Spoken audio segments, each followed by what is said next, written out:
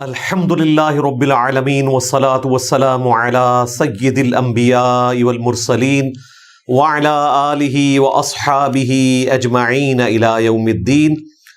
الحمدللہ آج 7 جون 2026 کا سنڈے کے دن کا جو 238 نمبر کوسچن آنسر سیشن ہے اس کی اسٹوڈیو ریکارڈنگ ہونے جا رہی ہے۔ آپ کے جو کوسچن ہمارے یوٹیوب کے چینل کی پوسٹ پہ آئے تھے وہ ریٹن فارم میں میرے پاس آ چکے ہیں۔ اسکروٹنی کرنے کے بعد اللہ کا نام لے کر شروع کرتے ہیں۔ برین ڈیتھ میں مریض شرن مردہ شمار ہوتا ہے تو وینٹیلیٹر ہٹانا قتل ہے یا جائز ہے؟ دیکھیں، یہ وینٹیلیٹر جو ہے یہ اس دور کی ایک آزمائش ہے جو مریض پہ آ پڑی ہے، مریض کے گھر والوں پہ آ پڑی ہے۔ وینٹیلیٹر پہ اسی وقت مریض کو چڑھانا چاہیے جب پرہیزگار قسم کے اپ رائٹ ڈاکٹرز یہ مشورہ دیں کہ اس بندے کے بچنے کے چانسز ہیں، اور وہ بھی میجورٹی چانسز ہوں، یہ نہیں کہ پیسے بنانے کے لیے۔ معذرت کے ساتھ اس وقت ہمارے ہاسپٹلس کے اندر زیادہ تر یہی ہو رہا ہے کہ لوگ پیسے بنانے کے لیے وینٹیلیٹر کے اوپر مریض کو چڑھا دیتے ہیں۔ ڈاکٹر کو پہلے دن معلوم ہوتا ہے کہ یہ بندہ اس تکلیف سے ریکور کرنے والا نہیں ہے، لیکن روزانہ کے اعتبار سے بعض ہاسپٹلز میں 1 لاکھ روپیہ، بعض میں 2 لاکھ، بعض میں 3 لاکھ، 4 لاکھ روپے تک بھی آج کی ڈیٹ میں یعنی 7 جون 2026 چارج کیا جاتا ہے، اور ایک ذریعہ بنا لیا ہاسپٹلز نے اپنی کمائی کا۔ تو ہمارا تو مشورہ یہی ہے کہ مریض کو قطعاً اس قسم کے وینٹیلیٹر پہ چڑھانے کی ضرورت نہیں ہے اگر اس کے بچنے کے چانسز نہیں ہیں یا بچنے کے چانسز کم ہیں۔ اس وقت ظاہر ہے لوگ اپنی محبت کی وجہ سے کشمکش میں ہوتے ہیں اور انہیں اس اعتبار سے غم لاحق ہوتا ہے کہ خدا نخواستہ اگر ہم نے آخری درجے تک ایفرٹ پٹ نہ کی اس بندے کو بچانے کی تو ہم اس کے قاتلین میں کہیں شمار نہ ہو جائیں۔ اور ظاہر ہے کہ اللہ تعالیٰ نے ایک نیچرل محبت کا رشتہ رکھا ہے رشتہ داروں کے ساتھ، تو پھر لوگ ادھار اٹھا کر بسا اوقات اپنے مکان بیچ کے، زیورات بیچ کے، پلاٹس بیچ کے وینٹیلیٹر کا خرچہ نکالنے کی کوشش کرتے ہیں، اور ہم نے پریکٹیکلی اس طرح دیکھا ہے کہ بڑا مشکل وقت ہوتا ہے۔ خصوصاً مجھے یاد ہے جب ہمارے استاد شیخ زبیر لیزئی رحمہ اللہ تعالی وہ شفا انٹرنیشنل میں ایڈمٹ تھے 2013 کے اندر، تو اس وقت بھی ان کا ملینز کا بل بن گیا تھا چند ہفتوں کا، حتیٰ کہ پھر انہوں نے تنگ آ کر رشتہ داروں نے ظاہر کتنا خرچہ کرتے ان کو پھر ایک سرکاری ہاسپٹل میں شفٹ کر دیا تھا۔ وہاں پہ خرچہ نسبتاً کم تھا، لیکن بہرحال پھر بھی وہ بچ نہیں سکے اس تکلیف سے، اللہ تعالیٰ ان کی مغفرت فرمائے۔ کہ یہ ایک ڈاکٹرز جو اس فیلڈ سے وابستہ ہیں وہ خود مشورہ یہ دیتے ہیں کہ اگر خدا نخواستہ ہم پہ کبھی برا وقت آئے تو ہمیں آپ نے وینٹیلیٹر پہ نہیں چڑھانا۔ یہ تو اس کا ایک تلخ پہلو ہے۔ دوسری طرف اگر کسی نے چڑھا دیا اور اب ڈاکٹرز کہہ رہے ہیں کہ جی اب اس کو اتار لیں کیونکہ زیادہ حقدار مریض موجود ہیں جن کے لیے ہمیں یہ وینٹیلیٹر خالی کرنا ہے، اور آپ کے مریض نے تو بچنا کوئی نہیں، لہٰذا ہم اس کو وینٹیلیٹر سے اتار دیں، تو اس وقت بھی بعض اوقات لوگ فون کر کے ہم سے پوچھ رہے ہوتے ہیں، تو ہم ان کو بتاتے ہیں کہ اس فیلڈ میں ظاہر ہے ڈاکٹر جو ہے وہ فائنل اتھارٹی ہیں۔ فَاسْأَلُوا أَهْلَ الذِّكْرِ إِن كُنتُمْ لَا تَعْلَمُونَ۔ ہمارے نزدیک تو جو انہوں نے وینٹیلیٹر پہ چڑھایا ہوتا ہے وہ بھی زیادہ تر پیسے کمانے کے لیے ہوتا ہے، الا ماشاء اللہ کبھی کبھار بندہ واپس بھی آ جاتا ہے، لیکن آپ نے بھی سنا ہوگا جب کوئی بندہ وینٹیلیٹر پہ چڑھتا ہے نا تو وہ واپس آتا کوئی نہیں ہے، الا یہ کہ کوئی معجزانہ معاملہ ہو جائے، ادروائز میڈیکلی اس کی ڈیتھ ہو گئی ہوتی ہے۔ تو پھر ہم ان کو بتاتے ہیں کہ ٹھیک ہے آپ وینٹیلیٹر سے اتار لیں، کیونکہ بس وہ مشین ہی مصنوعی طور پہ اس کے خون کو پمپ کر رہی ہوتی ہے، اس کی وجہ سے ایک سانس چلنے کا معاملہ بھی ہوتا ہے، اور بس لوگوں کو یہ یقین آ رہا ہوتا ہے کہ بندہ گویا کہ سویا ہوا ہے اور کبھی نہ کبھی کومے سے باہر نکل آئے گا، حالانکہ ایسا ہوتا نہیں ہے۔ تو جیسے ہی مشین اتاریں گے ظاہر ہے اس کی پھر ڈیتھ ڈکلیئر ہو جائے گی۔ اس تکلیف سے بچنے کے لیے لوگ پوچھ رہے ہوتے ہیں، اور انہیں ڈر لگتا ہے کہ ہم کہیں اپنے رشتہ دار کو خود تو نہیں اپنے ہاتھوں سے قتل کر رہے، تو یہ قتل میں نہیں آتا۔ اول تو چڑھانا ہی نہیں چاہیے، سوائے کوئی ایسے اپ رائٹ ڈاکٹر کے مشورے سے جو کہے کہ جی اس کے بچنے کے چانسز زیادہ ہیں ایز کمپیئر ٹو ڈیتھ کے، یہ بندہ ریکور کر سکتا ہے، پھر ایک الگ بات، اور وہ بھی کسی ایک ڈاکٹر کے اوپر رلائی نہ کریں، ایک سے زیادہ ڈاکٹر سے مشورہ کریں۔ اور اگر وہ آپ کو پہلے دن صحیح بات بتا دیتا ہے کہ بھائی اس نے کوئی نہیں بچنا، تو بھائی چڑھا کے نہ تو پیسہ ضائع کرنے کی ضرورت ہے، پیسہ ایسے لوگوں کی ضرورت نہیں ہے کہ جو ڈاکٹروں کا پیٹ بھرنے کے لیے استعمال ہو رہے ہوں ٹول کے طور پر، یہ زندہ بندوں کی ضرورت ہے۔ تو ایسی صورتحال میں وینٹیلیٹر پہ چڑھائی نہ جائے، اور اگر خدا نہ خواستہ یہاں تک نوبت آ چکی ہے کہ پہلے چڑھا دیا تھا اور اب ڈاکٹرز کہہ رہے ہیں کہ اسے اتاریں گے اور ساتھ ہی ڈیتھ واقع ہو جائے گی، تو اتروا لیں، اور اس میں کوئی قتل والا معاملہ نہیں ہے، بالکل جائز ہے۔ اگلے زمانوں میں اس قسم کی حرکتیں تو نہیں ہوتی تھی نا۔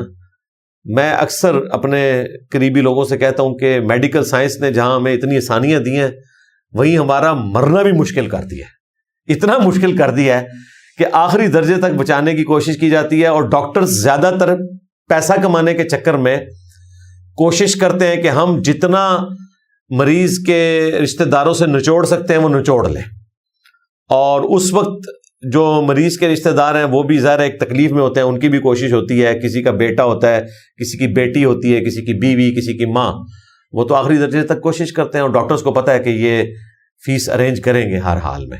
اس حوالے سے ایک چیز میں ضروری سمجھتا ہوں یہاں پہ ڈسکس کر لوں، ڈاکٹرز کے حوالے سے بالخصوص، اگر وہ ناراض نہ ہوں، کہ اکثر ہاسپٹلز کے باہر ہم نے سورۃ المائدہ کی آیت نمبر 32 لکھ کے لگائی ہوتی ہے کہ جس نے ایک جان کو بچایا گویا اس نے پوری انسانیت کو بچا لیا، اور اس سے پہلے جو آیت کا پورشن ہے وہ لکھا نہیں ہوتا، لیکن اس کو بھی خیال رکھنا ضروری ہے کہ دو ہی استثناء ہے، یا تو قتل کے بدلے قتل ہوگا وہ بھی جوڈیشری کے تھرو، یا پھر فساد فی الارض کرنے والے لوگ قتل کیے جائیں گے، ظاہر ہے وہ بھی ریاست کا کام ہے۔ ان دو استثناء کے سوا اگر کسی نے ایک جان کو بھی قتل کیا، ایک مسلمان نہیں ایک جان کو بھی، گویا اس نے پوری انسانیت کا قتل کر دیا، اور جس نے ایک جان کو بچایا گویا اس نے پوری انسانیت کو بچایا۔ تو ڈاکٹرز چاہیں تو وہ اس آیت کے پہلے حصے کا مصداق بھی ہو سکتے ہیں اور دوسرے حصے کا بھی، لیکن عموماً ہاسپٹلز میں دوسرا حصہ ہی لکھا ہوتا ہے، اور پھر بتایا جاتا ہے کہ ڈاکٹرز جو ہیں یہ مسیحا ہیں، جس طرح کہ سیدنا عیسیٰ ابن مریم علیہ السلام شفا دیا کرتے تھے اللہ کے اذن سے مریضوں کو، مسیح تھے، مسیح تھے، اس طرح ڈاکٹرز بھی جو ہیں وہ مسیح ہیں، انسانیت کی خدمت کرتے ہیں، اور ہے بھی ایسا۔ لیکن وہ ڈاکٹرز کہ جو اس دھندے کو حرام خوری کے لیے استعمال کر رہے ہیں، لوگوں کا استحصال کرنے کے لیے، لوگوں کا بال لوٹنے کے لیے، انہیں اللہ سے ڈرنا چاہیے، خصوصاً وہ لوگ جو وینٹیلیٹر کے ساتھ وابستہ ہیں۔ اشارتاً بات کو کافی سمجھیے گا، مقصد کسی کو کرٹیسائز نہیں کرنا، بلکہ مقصد اصلاح ہے۔ صرف اس نیت سے عبادت کرنا کہ میرا فلاں کام ہو جائے، کیا یہ درست ہے؟ میرا خیال ہے اس سے مراد وہ ایکسٹرا آرڈنری عبادت لے رہے ہوں گے، فرض تو آپ نے پورے کرنے ہیں۔ رہا معاملہ کبھی انسان پہ مشکل وقت آئے اور وہ اللہ کی طرف رجوع لائے، تو یہ اللہ کو پسندیدہ ہے، بلکہ قرآن پاک میں اللہ تعالیٰ نے اس چیز کا ذکر کیا ہے کہ انسان پہ جب مشکل وقت آتا ہے تو بڑی لمبی چوڑی دعائیں مانگتا ہے، لیکن جب کوئی مصیبت آتی ہے تو پھر مایوس ہو کر بیٹھ جاتا ہے۔ تو یہ جو دوسرے والا حصہ ہے نا، یہ ہماری اصلاح کے لیے ہے کہ آپ نے مایوس نہیں ہونا، لمبی دعائیں مانگنا یہ اللہ تعالیٰ کو پسندیدہ ہے، محبوب ہے، پلس یہ کہ اللہ تعالیٰ کی اپنے بندے سے خواہش ہے، اسی کے لیے، اللہ کو تو کسی چیز کی حاجت نہیں، انسانیت کے لیے کہ وہ اس سے مانگے۔ ادعونی استجب لکم، اے میرے بندو مجھ سے مانگو میں تمہیں عطا کروں گا۔ ان الذین یستکبرون عن عبادتی، جو لوگ میری عبادت سے یعنی دعا مانگنے سے تکبر کرتے ہیں، یعنی وہ مجھ سے دعا نہیں مانگتے، گویا کہ وہ تکبر کر رہے ہیں، میں ایسے لوگوں کو ذلیل و خوار کر کے جہنم میں داخل کروں گا۔ یعنی جو اللہ سے مانگتا ہے اللہ تعالیٰ اس سے خوش ہوتا ہے، اور جو نہیں مانگتا اللہ تعالیٰ اس سے ناراض ہوتا ہے۔ اس میں دو چیزوں کا خیال رکھنا ضروری ہے۔ ایک تو یہ کہ جامعہ ترمذی میں حدیث ہے، نبی صلی اللہ علیہ وآلہ وسلم نے فرمایا کہ جس شخص کی یہ خواہش ہو کہ اللہ تعالیٰ مصیبت اور پریشانی میں اس کی دعا قبول کرے، تو اسے چاہیے کہ جب وہ آسودہ حال ہو اس وقت بھی اپنے رب کو یاد کیا کرے، یعنی یہ دعائیں آپ نے صرف مصیبت میں نہیں، عام حالت میں بھی مانگنی ہے تو قبولیت کے چانسز زیادہ ہیں. لیکن یہ بھی حقیقت ہے کہ انسان جب مصیبت میں ہوتا ہے تو اللہ کی طرف رجوع لاتا ہے. بلکہ اللہ تعالیٰ نے یہ مصیبتیں رکھی بھی اسی لیے کہ لوگ اللہ کی طرف پلٹیں. سورہ السجدہ میں اللہ تعالیٰ نے فرمایا کہ ہم دنیا کی زندگی میں بھی انہیں عذاب دیں گے تاکہ یہ اپنے رب کی طرف پلٹیں. تو تکلیف آنا، گھر میں کوئی بیماری، کوئی جوان موت، کسی قریبی شخص کی ڈیتھ، یہ بسا اوقات انسان کو اپنی موت یاد دلاتی ہے اور انسان آخرت اورینٹڈ ہو جاتا ہے. ایک نیچرل چیز ہے. تو اللہ تعالیٰ کو یہ چیز پسند ہے کہ لوگ اس سے مانگیں، دعائیں کریں. ساتھ ہی ساتھ یہ جو پبلک میں ایک چیز مشہور ہے کہ انسان کو عبادت جو ہے وہ اللہ کی محبت میں کرنی چاہیے، جہنم کے ڈر کی وجہ سے یا جنت کی لالچ میں نہیں کرنی چاہیے. یہ بھی بات مولا علی کی طرف منسوب لوگوں نے کر دی. اول تو انہوں نے یہ بات نہیں فرمائی، اور اگر فرمائی ہوگی تو وہ کسی اور کانٹیکسٹ میں. قرآن و سنت کی تعلیمات یہ ہیں جو سورہ سجدہ میں ہی آیا کہ اللہ تعالیٰ کے جو بندے ہیں وہ خوف اور طمع دونوں کے ساتھ اپنے رب کو پکارتے ہیں. خوف کس کا؟ آخرت کی جواب دہی کا، جہنم کے عذاب کا. اور طمع کس چیز کی؟ اللہ کی خوشنودی کی اور جنت کے حصول کی. کیونکہ جنت کی لالچ بھی اللہ نے دی ہے اور جہنم کا خوف بھی اللہ نے دلایا. اگر کوئی شخص دوزخ سے ڈر کے یا جنت کے حصول کے لیے کوشش کرتا ہے تو وہ اللہ تعالیٰ کے وعدوں پر ہی عمل کر رہا ہے. کیونکہ یہ شیطان نے تو نہیں وعدے دلائے ہوئے. جنت میں اللہ کا دیدار ہونا ہے تو کس مسلمان کی خواہش نہیں ہے کہ وہ اللہ کا دیدار کرے؟ ہر ایک کی خواہش ہے کہ وہ دیدار کرے اور وہ جنت میں ہونا ہے. اس لیے یہ دو ایکسٹریمز ہیں. تو جب انسان پہ مشکل وقت آئے اس وقت اللہ کی طرف رجوع لائے. لیکن اس کے بعد پھر اللہ تعالیٰ نے قرآن پاک میں کئی جگہ یہ چیز ارشاد فرمائی ہے کہ جب ہم لوگوں کو عطا کرتے ہیں پھر وہ پیٹھ پھیر لیتے ہیں گویا کہ ہمیں کبھی پکارا ہی نہیں تھا. ایک یہ روش اللہ نے ذکر کی، اور ایک دوسری مشرکانہ کہ جب ہم ان کو سمندری طوفان سے بچا لیتے ہیں. سورہ یونس میں اسپیسیفکلی، باقی صورتوں میں بھی آیا، جب یہ کنارے پہنچتے ہیں تو پھر اور ہستیوں کو ساتھ شامل کر لیتے ہیں کہ ان ہستیوں کی وجہ سے ہم بچ گئے ہیں. اللہ کے ساتھ شرک کرنا شروع کر دیتے ہیں حالانکہ بچایا اللہ نے تھا. سنن نبی داؤد میں، سنن نسائی میں وہ تفصیلاً حدیث ہے جس میں نبی اسلام نے فرمایا تھا کہ یہ 4 لوگ اگر غلاف کعبہ میں بھی لپٹے ہوں ان کو قتل کر دینا ہے، کیونکہ بڑے لیول کے مجرم تھے. عذاب استیصال اللہ تعالیٰ کی طرف سے آیا ان پر. ان میں سے ایک اکرمہ بن ابی جہل تھا، اور اس میں اتنا غصہ تھا اسلام اور پیغمبر اسلام کے خلاف صلی اللہ علیہ وآلہ وسلم کہ فتح مکہ کے دن جب کہ قریش مکہ نے مان لیا تھا کہ آج ہم ان کا مقابلہ نہیں کر سکتے، ان کا سردار بیک فٹ پہ چلا گیا ابو سفیان. اس نے امان حاصل کر لی. سردار نے قبائلی سسٹم میں جب امان حاصل کر لی تو اور تو کسی نے کھڑے نہیں ہونا تھا. اسی لیے فتح مکہ جو ہے بغیر جنگ کے ہی ہو گئی. 10,000 کا لشکر تھا. لیکن اکرمہ بن ابی جہل وہ شخص تھا جو اس دن بھی تلوار نکال کے باہر آیا، اور کچھ مسلمان اس کی وجہ سے زخمی ہوئے، 1-2 شہید بھی ہو گئے. اور پھر خالد ابن ولید کا دستہ جب سامنے آیا، زمانے جاہلیت سے دوستی تھی خالد ابن ولید کے ساتھ اکرمہ کی، اور رشتہ داری بھی تھی خاندانی طور پہ، صرف دوستی نہیں تھی، قبیلوں کا آپس میں رشتہ بھی تھا. تو خالد ابن ولید نے اس کو اشارہ کیا کہ بھئی آج میں نے کسی رشتہ داری کا خیال نہیں رکھنا. بس وہ پھر سمجھ گیا کہ آج میں نے نہیں بچنا. پہلے اس نے کوئی تلوار چلانے کی کوشش کی کہ میں آج اپنے باپ ابو جہل کے قتل کا بدلہ لوں. پھر وہ وہاں سے بھاگ گیا اور اس نے وہی چیز اڈاپٹ کی جو سورہ توبہ میں آیا کہ 4 مہینے کا ٹائم ہے، یا تو اسلام قبول کرو یا جزیرہ نما عرب چھوڑ کے چلے جاؤ، ادروائز جہاں پائے جاؤ گے قتل کیے جاؤ گے. کیونکہ انبیاء کے انکار کرنے کے اوپر عذاب استیصال آتا ہے. تو نبی اسلام 23 سال تک دعوت و تبلیغ کرتے رہے، اور رسول تھے، صرف نبی نہیں تھے، رسول تھے. اسپیسیفکلی رسولوں کے لیے یہ چیز ہے. جس طرح قوم نوح کو اللہ نے برباد کیا، فرعونیوں کو ڈبو دیا، قوم شعیب کو برباد کیا، قوم لوط کو برباد کیا، تو قریش مکہ نے بھی برباد ہونا تھا. انہوں نے بھی وقت کے پیغمبر کا انکار کیا ہوا تھا. لیکن سورہ توبہ کی آیت نمبر 14 میں آیا کہ اس دفعہ اللہ تعالیٰ مسلمانوں کی تلواریں ان پر مسلط کرے گا. یعنی یہ ضابِ استیصال تلوار کے ذریعے آئے گا. اسی کانٹیکسٹ میں سورہ توبہ کی وہ آیات نازل ہوئی تھی، اور پھر کہا گیا کہ 4 مہینے کے اندر آپ جزیرہ نما عرب چھوڑ کے چلے جاؤ اگر اسلام قبول نہیں کرنا، ادروائز عذاب آئے گا اور تمہیں قتل کیا جائے گا. تو اکرمہ بھی چلا گیا. سنن نبی داؤد سنن نسائی میں تفسیراً حدیث ہے، سمندری طوفان میں اس کی کشتی پھنس گئی، اور اس نے دیکھا کہ وہاں پر سب اللہ ہی کو پکار رہے ہیں. یعنی کوئی نہیں کہہ رہا کہ یا معین الدین چشتی پار لگا دے کشتی، یا بھاول حق بیڑا دھک. یہ میں اس لیے بول رہا ہوں کہ میرے استاد نے اس موقع پہ یہی بات کی تھی. جب میں نے مولانا اسحاق صاحب رحمہ اللہ کا انٹرویو ریکارڈ کیا 23 مارچ 2012 کو، میری پہلی اور آخری ملاقات تھی ان سے. 40 questions of engineer Muhammad Ali Mirza with مولانا اسحاق رحمہ اللہ تعالی، یوٹیوب پہ رکھے ہوئے، ملینز آف پیپل نے دیکھی ہے وہ ویڈیو.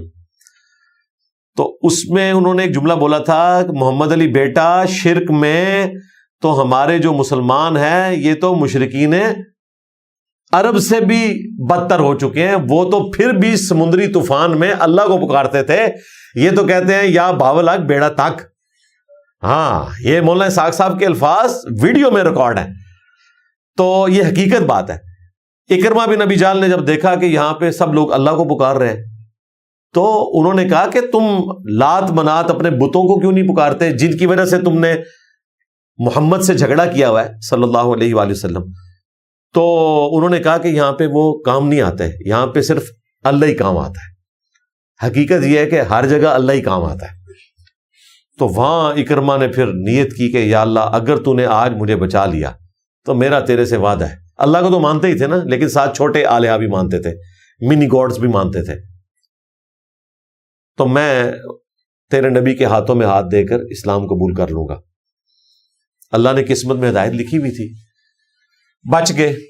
لیکن ظاہر ہے قتل ہونے کا خوف بھی تھا، چھپتے چھپاتے ڈائریکٹ حضور کے پاس پہنچ گئے. نبی علیہ السلام نے توبہ بھی قبول کر لی، اور اس حدیث کی وجہ سے یہ چیز بھی ثابت ہوئی کہ مرتد کی بھی توبہ قبول ہے. اور وہ مرتد بھی کوئی آخری درجے کا تھا، اگرچہ اس نے اسلام نہیں قبول کیا، لیکن وہ مرتد پلس تھا اس حوالے سے کہ اس کے قتل کے فتوے اللہ کے پیغمبر نے جاری کیے تھے کہ غلاف کعبہ میں بھی مار دیا جائے، جہاں کی حرمت کا آپ نے خیال رکھنا ہے. کعبہ میں آپ تلوار نہیں چلا سکتے. اور بخاری مسلم میں موجود ہے کہ قیامت تک کے لیے دوبارہ سے اب یہ کعبہ حرم ہے، اللہ نے اس کو 1 دن کے لیے حلال کیا تھا، وہ بھی میرے لیے. ہاں، اس کے بعد بھی یہاں کوئی قتل و غارت نہیں ہو سکتا، خواہ کوئی جانی دشمن بھی کسی کا سامنے آ جائے، آپ وہاں پہ کوئی چیز اس طرح کی کر نہیں سکتے. تو یہ مرتد پلس والا معاملہ ہو گیا. قبول کر لی توبہ. اور ایگزیکٹلی جو مرتد تھا وہ ساتھ دوسرا بندہ تھا ان 4 میں سے، عبداللہ بن سعد ابی سرہ، جو حضرت عثمان کا رضائی بھائی تھا. اس کو حضرت عثمان نے چھپا لیا، پھر حضور کے سامنے پیش کیا. نبی علیہ السلام نے چہرہ اقدس پھیر لیا، دوسری طرف سے آیا وہاں سے پھیر لیا، تیسری طرف سے حضرت عثمان آئے پھیر لیا، چوتھی دفعہ قبول کر لیا. پھر بعد میں آپ نے فرمایا کہ تم میں سے کوئی ایک بھی نہیں تھا جو اس کی گردن اتار دیتا، جبکہ میں نے اس کے قتل کا فتویٰ جاری کیا ہے اللہ کی وحی کی تائید کے ساتھ کہ یہ ضابِ استیصال کا حصہ بنے گا. اور وہ مرتد تھا، کاتب وحی تھا، نبی علیہ السلام کی صحبت میں رہا، صحابی تھا، پھر بھی مرتد ہو گیا. اور سینئر کاتب وحی تھا، یعنی سینئر کاتب وحی بھی اگر غلط حرکتیں کرے تو وبال آ جاتا ہے، تو چھوٹے کاتب وحی تو پھر اس کے مقابلے میں کوئی چیز نہیں ہے نا. تو میں اشارتاً کچھ باتیں کر رہا ہوں. مرتد ہو گیا، توبہ قبول نہیں ہونی چاہیے تھی، نبی علیہ السلام نے قبول کر لی. اور اس کے بعد وہ اچھے مسلمان ثابت ہوئے. عبداللہ بن سعد ابی سرہ، اکا دکا چیزیں ان سے ہوئیں حضرت عثمان کے دور میں، اور اس کے بعد پھر معاملات اور طرف چلے گئے. وہ میں نے حضرت عثمان شہید کیوں ہوئے اس میں نے تفصیلاً اس کو بیان کیا. تو بہرحال اس میں یہ پتہ چل گیا قتل مرتد والا بھی معاملہ حل ہو گیا کہ مرتد کی بھی توبہ قبول ہے. عبداللہ بن سعد ابی سرہ کی ہوئی، اور مرتد پلس جو تھا ابو جہل کا بیٹا اکرمہ، اس کی بھی توبہ قبول. اور پھر اللہ نے ان کو اسلام میں مشکل سے کوئی 4-5 سال کی زندگی دی ہے. 13 ہجری کے اندر وہ جنگ یرموک میں پھر شہید ہو گئے. اور آج آپ دیکھ لیں، باپ امت کا فرعون ہے اور بیٹا اکرمہ بن ابی جہل رضی اللہ تعالیٰ عنہ ہے، صحابی ہے، پوری زندگی حضور کی مخالفت، بس چند سال اسلام میں گزرے اور ہمیشہ کی کامیابیاں ان کا مقدر ہوگی. تو یہ تقدیر کے معاملات ہیں. کیا جنات انسان کے اندر حلول کر سکتے ہیں؟ دیکھیں جو سود سے متعلق آیات آئی ہیں سورۃ البقرہ میں، اس میں اللہ تعالیٰ نے فرمایا کہ جو لوگ سود کھاتے ہیں وہ قیامت والے دن اس طرح کھڑے کیے جائیں گے میدان محشر میں گویا کہ شیاطین نے، جنات نے انہیں مس کر کے مخبوط الحواس کر دیا ہو. تو قرآن میں بھی اشارتاً اس چیز کا ذکر موجود ہے کہ انسان کے دماغ کے اوپر وقتی طور پہ شیاطین کا، جنات کا قبضہ ہو سکتا ہے.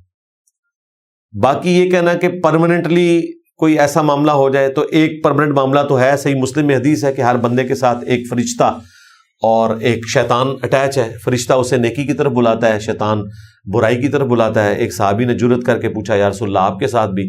آپ علیہ السلام نے فرمایا ہاں میرے ساتھ بھی تھا، لیکن پھر اللہ تعالیٰ نے اس کو اس حوالے سے ہدایت دی، میری وجہ سے میرے ساتھ اٹیچ تھا اور وہ مطیع ہو گیا.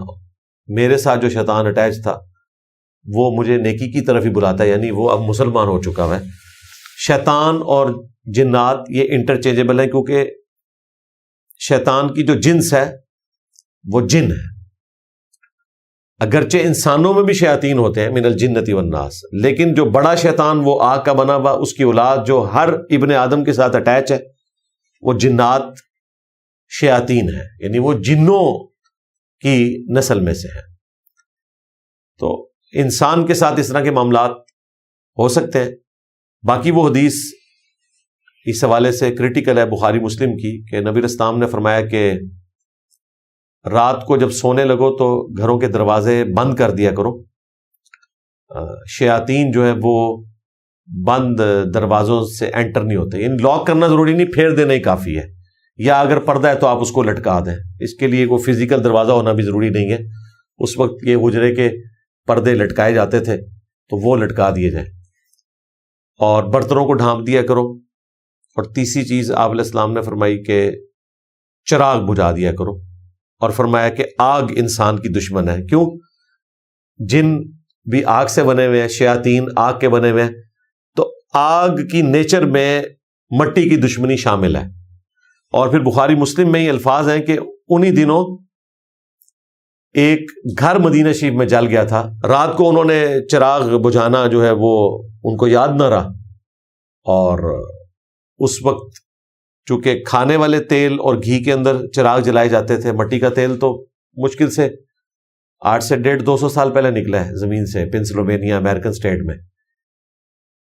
تو وہ تیل تو اگر چوہا استعمال تھوڑا سا بھی کرے تو چوہا مر ہی جائے گا. مٹی کا تیل تو بڑا افیکٹو ہے. بلکہ ہمارے جو بڑے بوڑھے تھے اگر دانت میں کیڑا لگ جائے تو مٹی کا تیل لگایا کرتے تھے. اور کبھی کوئی زخم ہو اس پہ بھی اگر آپ مٹی کا تیل لگائیں تو یہ ہیلنگ آئل ہے، جراثیم کش ہے، بیکٹیریا ختم کر دیتا ہے. لیکن وہ والا جو تیل ہوتا تھا جو پودوں سے حاصل ہوتا تھا یا گھی بنایا جاتا تھا، اس میں بتی ڈالی جاتی تھی، وہ تو مرغوب غذا تھی چوہوں کی. تو وہ چوہے تو آتے تھے اپنی خوراک کے چکر میں، اور جب وہ جلتے ہوئے دیے کی بتی ساتھ لے جاتے تھے، جہاں جہاں سے بتی گزرتی تھی تو گھروں میں آگ لگ جاتی تھی. اکثر تو بیچارے رہتی خیموں میں تھے، ریگستان میں خیمے ہی ہوتے تھے. پکے گھر تو کسی کسی کے پاس ہوتے تھے، وہ پکے بھی کیا، وہ کچی مٹی کے گھر تھے. تو وہ گھر پورا جل گیا تو نبی علیہ السلام نے فرمایا کہ آگ انسان کی دشمن ہے. یہ حدیث بھی بخاری مسلم میں موجود ہے. تو اس طرح کے جو جنات ہیں ان سے بچنے کے لیے آپ نے کوشش کرنی ہے. اور حقیقت بات ہے، مجھے وہ یاد آ گیا، ہمارے ساتھ جو اڈیالہ میں ایک پروفیسر صاحب تھے، انہوں نے بڑی اچھی بات کی. وہ کہتے ہیں میں ارلی ان دا مارننگ، اذانوں سے بھی 2-3 گھنٹے پہلے شکار کے لیے منگلا جایا کرتا تھا. تو مجھے لوگ کہتے تھے کہ جنات سے نہیں آپ کو ڈر لگتا؟ اکیلے جاتے تھے جنگلوں میں. تو وہ کہتے ہیں کہ بس انسانوں کا کوئی بندوبست کر لیں، جنات سے کچھ نہیں ہوتا مجھے. انسان بہت خطرناک ہے، اور یہ حقیقت بات ہے. جنات تو انسان سے ڈرتے ہیں سوائے ان انسانوں کے کہ جو خود مطیع ہو جائیں، ورنہ انہوں نے کیا کرنا ہے. ایون وہ مجھے بتا رہے تھے کہ سانپ بھی اتنے ہوشیار ہیں کہ آپ کسی جگہ پہ اگر اپنا خیمہ لگانے جا رہے ہیں جنگل میں، آپ وہاں پہ نا لاٹھی کے ذریعے تھوڑی سی چوٹ لگا دیں تو سارے جانور اپنے بلوں میں چلے جاتے ہیں، کوئی آپ کو کاٹنے کے لیے نہیں نکلے گا، ان کو سگنل مل جاتا ہے کہ ہم نے تنگ نہیں کرنا، وہ بےچارے پینک کر کے کاٹتے ہیں. یعنی آپ کسی جگہ سے گزر رہے ہیں اور آپ کو پتا نہیں آپ کا پاؤں پڑ گیا سانپ کے اوپر یا اس کے بل کے اوپر، تو وہ اپنی جان بچانے کے لیے کاٹے گا. ادروائز اگر وہاں پہ سانپ موجود بھی ہیں، آپ جا کے وہاں پہ چھڑی سے زمین کے اوپر تھوڑا سا ماریں، سارے جانور اپنے بلوں میں چلے جاتے ہیں. ان کو پتا چل جاتا ہے کہ سب سے بڑا جاندار جو ہے نا پلانٹ ارتھ کا، سب سے طاقتور، وہ آ چکا ہے. یہ حقیقت بات ہے. تو یہ اللہ تعالیٰ نے ایک ایسا سسٹم رکھ دیا ہوا ہے.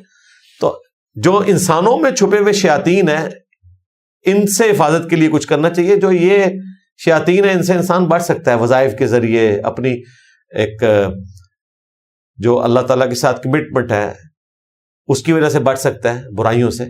لیکن جو یہ انسان ہے یہ بہت خطرناک ہے. تو جنات میں شیاطین ہوں یا انسانوں میں شیاطین ہوں، دونوں سے بچنے کے لیے آخری 3 صورتیں صبح و شام 3 دفعہ پڑھنا، یہ آپ سمجھ لیں وظیفوں کی ماں ہے. یہ وظیفہ نبی اسلام نے فرمایا جو صبح و شام 3 دفعہ پڑھ لے گا، سنن ابی داؤد میں اور جامع ترمذی میں حدیث ہے، تو یہ صورتیں اس کو ہر چیز سے کفایت کر جائیں گی. یعنی شیاطین کے اگینسٹ، جنات کے اگینسٹ، وبائی امراض کے اگینسٹ، جادو ٹونے کے اگینسٹ.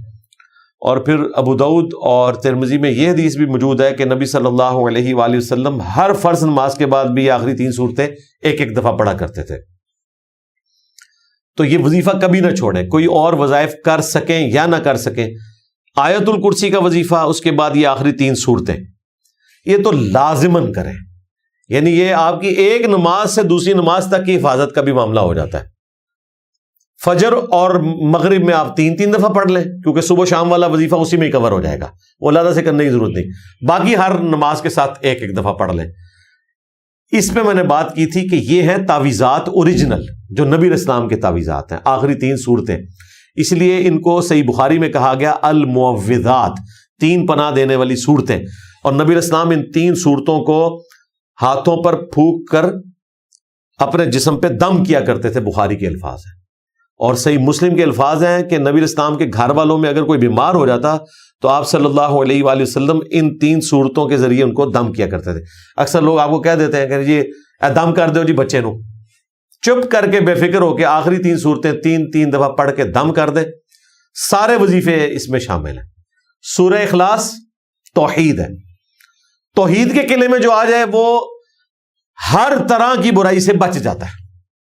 جو ابو داؤد میں حدیث موجود ہے کہ جس نے صبح کے وقت 1 دفعہ پڑھ لیا لا الہ الا اللہ وحدہ لا شریک لہ لہ الملک ولہ الحمد وہو علی کل شیء قدیر، تو شام تک اللہ تعالیٰ کے قلعے میں آ گیا، کیونکہ توحید کے کلمات اس نے بولے ہیں نا.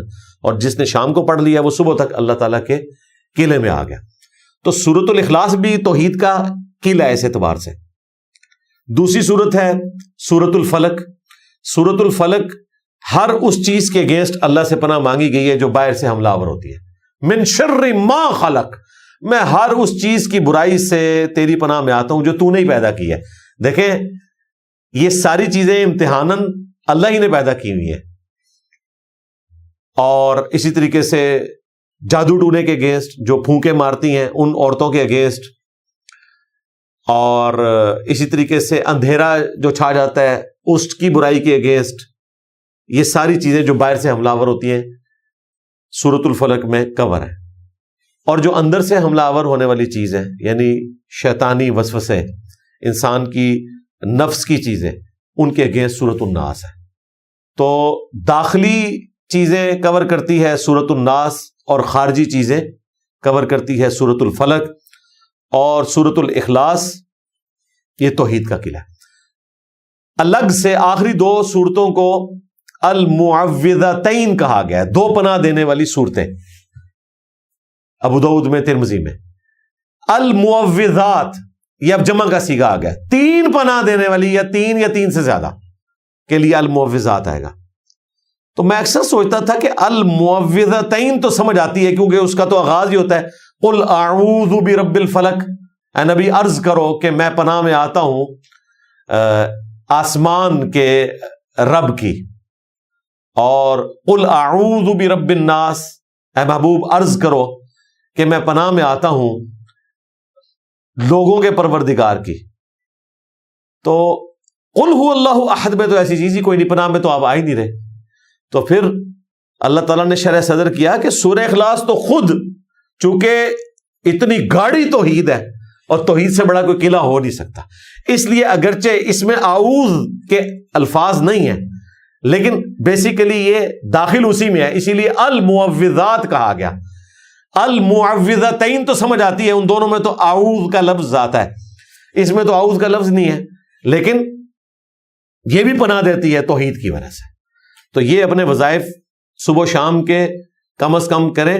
اس لیے میں نے جو بلو کارڈ تھا اس کا ایک چھوٹا کارڈ بھی جاری کر دیا تھا، اورنج کارڈ، کہ اگر کوئی یہ 22 کے قریب وظیفے نہیں کر سکتا، 5 وظیفے روزانہ کرے، صبح و شام ایک ایک دفعہ آیت الکرسی، صبح و شام 10 دفعہ لا الہ الا اللہ وحدہ لا شریک لہ لہ الملک ولہ الحمد وہو علی کل شیء قدیر۔ اور مسند احمد اور جامع ترمذی میں یحیی و یمیت بیدہ الخیر، یہ بھی الفاظ موجود ہیں۔ بخاری مسلم میں اس کے بغیر ہی ہے، تو دونوں طریقے سے کریں، ہم وہ الفاظ بھی ملا لیتے ہیں۔ تیسرا وظیفہ بسم اللہ الذی لا یضر مع اسمہ، جو ابو داؤد اور ترمذی میں آیا، 3 دفعہ صبح شام۔ چوتھا اعوذ بکلمات اللہ التامات من شر ما خلق، صبح شام 3 دفعہ، صحیح مسلم میں آیا۔ اور 5واں وظیفہ یہی المعوذات، 3 پناہ دینے والی صورتیں صبح شام 3 دفعہ۔ تو یہ 5 وظائف کر لیں، ساری دعائیں اس کے اندر شامل ہیں۔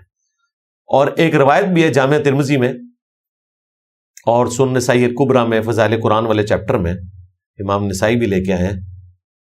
اس کی صحت کے اوپر اختلاف ہے لیکن یہ فٹ ان بیٹھتی ہے۔ اتنی جب حدیثیں موجود ہوں بخاری مسلم ابو داؤد ترمذی کی، تو مجھے سمجھ آتی ہے اس بات کی کہ جب یہ آخری 2 صورتیں نازل ہوئیں تو پھر نبی علیہ السلام باقی دعاؤں کو چھوڑ کے صرف آخری 2 صورتوں کے ذریعے ہی اللہ تعالیٰ کی پناہ حاصل کیا کرتے تھے۔ یعنی یہ اتنی اسٹرانگ صورتیں ہیں کہ یہ ساری دعاؤں کو کور کرتی ہے، ہر طرح کی دعا اس میں کور ہے۔ اگر ماں کے پیٹ میں بچے کی نشو نما نہ ہو رہی ہو جیسے دماغ کی نشو نما، تو ڈاکٹرز کے کہنے پر پریگنینسی کو ضائع کروایا جا سکتا ہے؟ بالکل نہیں کروا سکتے جی، ہمیں پتہ ہے، یہ آج میڈیکل سائنس اتنی ترقی کر چکی ہے کہ یہ پتہ چل جاتا ہے۔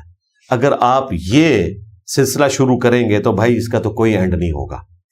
اس کی وجہ یہ ہے کہ اللہ تعالیٰ نے ہمیں کہیں یہ اجازت نہیں دی ہے کہ جو اب نارمل بچہ ہے ہم اسے قتل کر دیں۔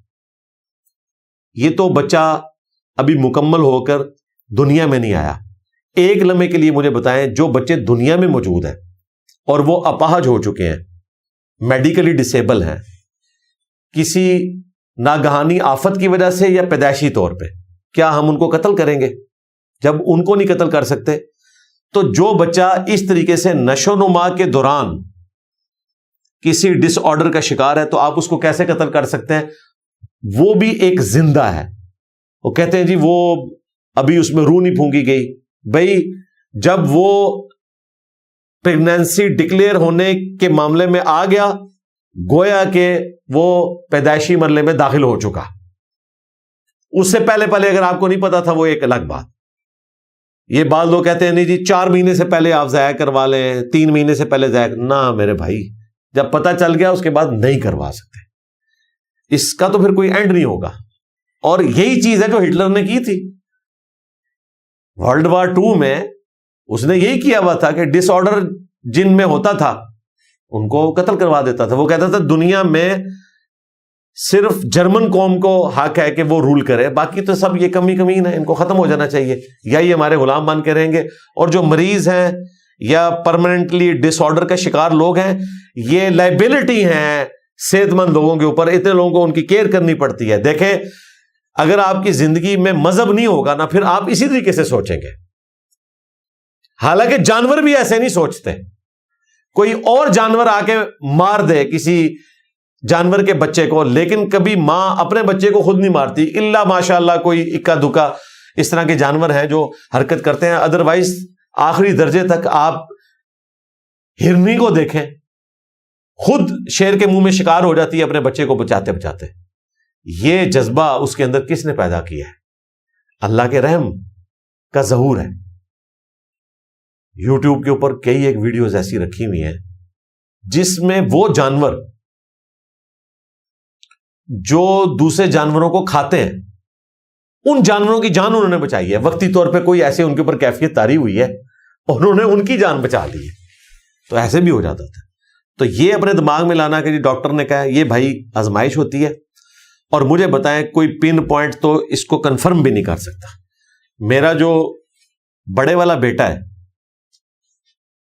اس کی پیدائش سے پہلے ہمیں بھی ڈاکٹرز نے کہا تھا کہ جی اس کا سر جو ہے وہ سائز سے بڑا ہے, تو یہ اب نارمل بھی ہو سکتا ہے اور یہ کچھ بھی ہو سکتا ہے.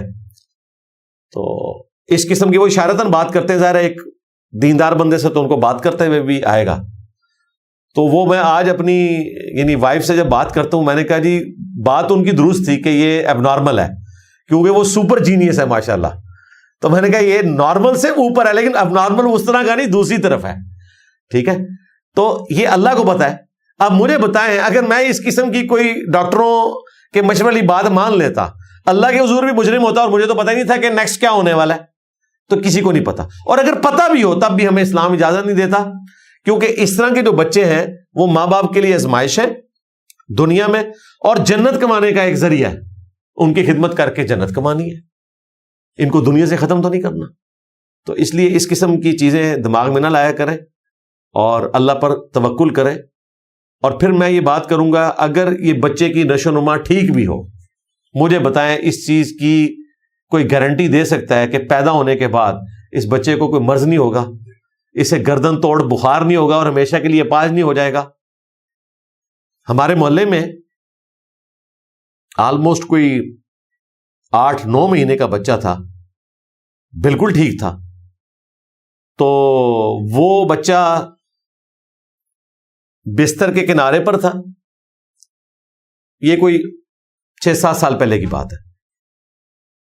اس کا والد نا وہاں پہ نماز پڑھنے لگا تو وہ اپنے باپ کو دیکھ کے نا اس کی طرف اس نے یوں ہلنے کی کوشش کی, بالکل کنارے پہ ہی لیٹا ہوا تھا.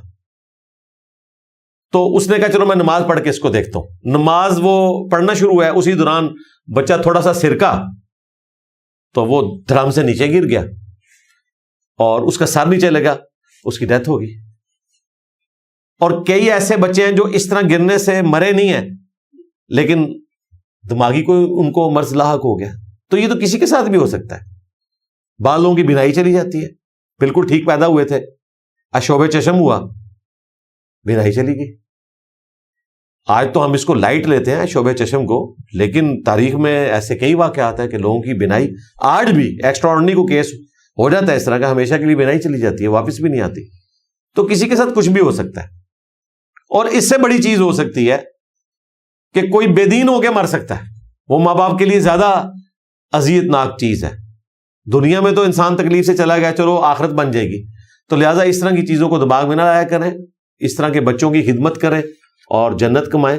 باقی دنیا تو عارضی ہے, انسان نے مر جانا ہے, اصل زندگی تو آخرت کی ہے, وہاں پہ انسان کو یہ ساری چیزیں صحیح حالت میں مل جائیں گی انشاءاللہ. کیا دین کو کاروبار بنانا جیسے قرآن پڑھا کر اجرت لینا جائز ہے؟ قرآن کی ٹیوشن پڑھا کر اجرت لینا یہ دین کو کاروبار بنانا نہیں ہے. پہلے تو اپنے دماغ سے یہ نکالیں. دین کو کاروبار بنانا یہ ہے کہ کوئی شخص لوگوں کی خوشنودی کی خاطر ان کی مرضی کے فتوے ان کو دینا شروع کرتے.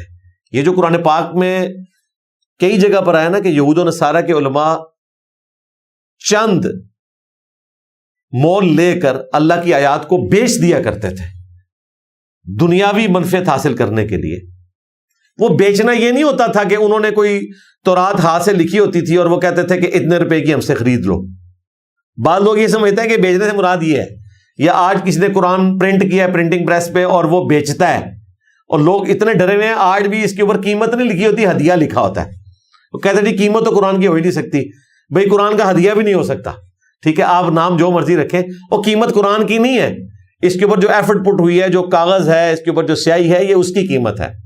قرآن کی قیمت تو نہیں دے رہے. اور ظاہر ہے کہ یہ آپ نے ایفرٹ پٹ کر کے معاملہ کیا. تو یہ اللہ کی آیات کو بیچنا نہیں ہے. اگر کوئی شخص قرآن کی ٹیوشن پڑھاتا ہے یا علم دین سکھاتا ہے، بہتر تو ہے مفت سکھائے، لیکن اگر کوئی ٹیوشن پڑھاتا ہے یا قرآن سکھاتا ہے تو یہ جائز ہے. بخاری مسلم میں حدیث ہے، سب سے بہترین کمائی جو تم کرتے ہو وہ اللہ کی کتاب سے کرتے ہو. یہ الفاظ ہیں اس حدیث کے جو بخاری مسلم دونوں میں موجود ہے کہ ایک سفر کے دوران صحابہ کرام ایک جگہ سے گزرے، وہاں پر قبیلے کے سردار کو ایک سانپ نے کاٹ لیا، اور صحابہ کرام سے اس قبیلے کے بندے نے آ کے کہا کہ تم میں سے اگر کوئی جھاڑ پھونک کر سکتا ہے تو ہمارے اس سردار کا علاج کرے. تو انہوں نے کہا پھر اس کے عوض مجھے کیا دو گے؟ تو انہوں نے کہا یہ پورا بکریوں کا ریوڑ تمہارا. تو وہ ایگری کر گئے. انہوں نے سورۃ الفاتحہ پڑھ کے دم کیا، اللہ تعالیٰ نے شفا دے دی. اب جب بکریوں کا ریوڑ ملا تو صحابہ میں دو گروپ بن گئے. بخاری مسلم کے الفاظ ہیں، کچھ نے کہا کہ یہ تو اللہ کی آیات بیچ دی ہیں، انہوں نے بھی یہی سوچا جو آپ سوچ رہے ہیں. کچھ نے کہا کہ نہیں یہ تو ہمارا حق تھا. پھر طے یہ پایا کہ نبی علیہ السلام دنیا میں موجود ہیں، ہم ان سے فیصلہ کرواتے ہیں. واپس آئے، نبی علیہ السلام نے ان کا مقدمہ سنا تو پھر آپ نے فرمایا سب سے بہترین چیز جس سے تم کمائی حاصل کرتے ہو وہ اللہ کی کتاب ہے، اور یہ جو تمہیں بکریاں ملی ہیں یہ بالکل حلال ہے، اور اس میں مجھے بھی کچھ حصہ دو. یعنی آنے والی امت کے لیے ایک مور لگ جائے کہ نبی علیہ السلام نے اس میں سے کھایا ہے. البتہ ابو داؤد میں حدیث ہے، ایک غریب صحابی تھے، ان کو قرآن سکھانے کے عوض ایک کمان، تیر کمان ڈیمانڈ کی گئی. تو نبی علیہ السلام نے اس صحابی کو ڈانٹ دیا اور فرمایا کہ اگر تو یہ کمان لیتا تو اپنے گھر آگ کی کمان لے کر جا رہا ہوتا. تو غریب جو بچے ہیں جو افورڈ نہیں کر سکتے ان کو آپ قرآن کی تعلیم مفت دیں یا دستبردار ہو جائیں کسی اور سے پڑھ لیں گے. لیکن جو لوگ افورڈ کر سکتے ہیں ان کو چاہیے کہ وہ اچھے قرآ جو ہے وہ ٹیوشن پہ لگائیں. اور اب تو آن لائن ٹیوشن کا بھی سلسلہ شروع ہوا ہے. عزت کے ساتھ آپ بچوں کو گھر میں پڑھا سکتے ہیں اور تجوید کے ساتھ. ہمارے زمانے میں تو بہت کم قاری تھے جو اویلیبل ہوتے تھے. اس حوالے سے آج کل تو خوش نصیب دور ہے، تو آپ دین کو کمائی کا ذریعہ اس حوالے سے بنا سکتے ہیں. میں تو امام مسجد کی تنخواہ کا بھی قائل ہوں، نماز پڑھانے کی تنخواہ نہ لے، اپنی دین کے لیے جو ڈیڈیکیشن ہے، جو وقف ہوا ہے اس کی تنخواہ لے. دیکھیں نماز پڑھانا تو ایک ایسا عمل ہے جس کی وجہ سے ہمیں فوراً وسوسے آنا شروع ہو جاتے ہیں کہ امام مسجد کو تنخواہ کیسے دیں. اس کو تو چھوڑ دیں. اللہ کی راہ میں جہاد کرنا جب جہاد فرض ہو جائے، وہ بھی تو اسلام میں ایک مین رکن ہے. جب فرض ہو جائے، یہ جعلی جہاد نہیں جو آج کل سنی شیعہ ہے یا پروکسیز لڑی جا رہی ہیں، ان کی بات نہیں کر رہا، جو اوریجنل جہاد اور قتال ہے. لیکن حضرت عمر کے دور میں سارے صحابہ تو جہاد نہیں کرتے تھے.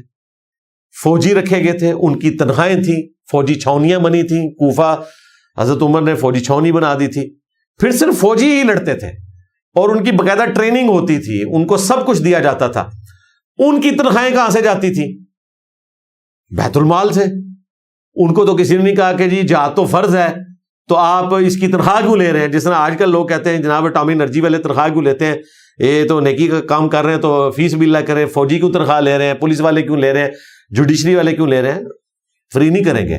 ہاں دوسری طرف یہ ہے کہ ان کو بھی اپنی نوکری کے ساتھ نمک حلالی کرنی چاہیے. یہ نہیں ہے کہ ایک بندہ کسی بڑی پوسٹ میں بیٹھ گیا اور وہ اس کا حق نہیں ادا کر رہا، الٹا اس کو حرام کی کمائی کا ذریعہ اس نے بنایا ہوا ہے اپنی پوسٹ کو مختلف ذریعوں سے. وہ تو ہم کنڈیم کریں گے. لیکن بیت المال سے ہی تنخواہیں جائیں گی نا، جو ریاست کے ادارے ہیں ان کی تنخواہیں جائیں گی. تو فوجیوں کی تنخواہیں بھی جاتی ہیں. اب مجھے بتائیں فوجیوں کی تنخواہیں جا رہی ہیں تو کیا وہ اللہ کے لیے جہاد کر رہے ہیں یا تنخواہ کے لیے؟ حضرت عمر کے زمانے کے اللہ کے لیے کر رہے ہیں. اسی طریقے سے مسجدیں بنتی تھی بیت المال کے پیسے سے. مسجدوں میں اگر امام مقرر ہوتے تھے گورنمنٹ کی طرف سے تو ان کی تنخواہیں وہاں سے ہی جائیں گی. حضرت عمر خود امامت کروایا کرتے تھے. حضرت عمر کی تنخواہ کہاں سے آ رہی تھی؟ بیت المال سے. بخاری میں موجود ہے. حضرت ابوبکر صدیق جب خلیفہ بنائے گئے تو انہوں نے کہا کہ لوگوں تم بخوبی جانتے ہو کہ میرا کاروبار اچھا چل رہا تھا لیکن خلافت کی ذمہ داری تم نے میرے اوپر ڈال دی ہے.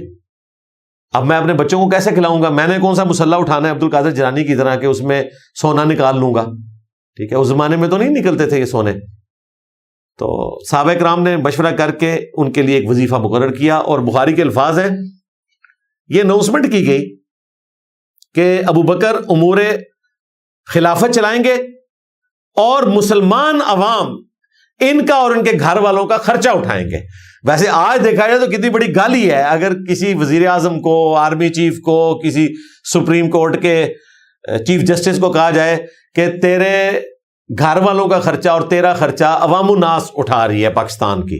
وہ کہے گا یہ تو گالی ہے، میں تو جناب یہ ہوں تو میں تو وہ ہوں.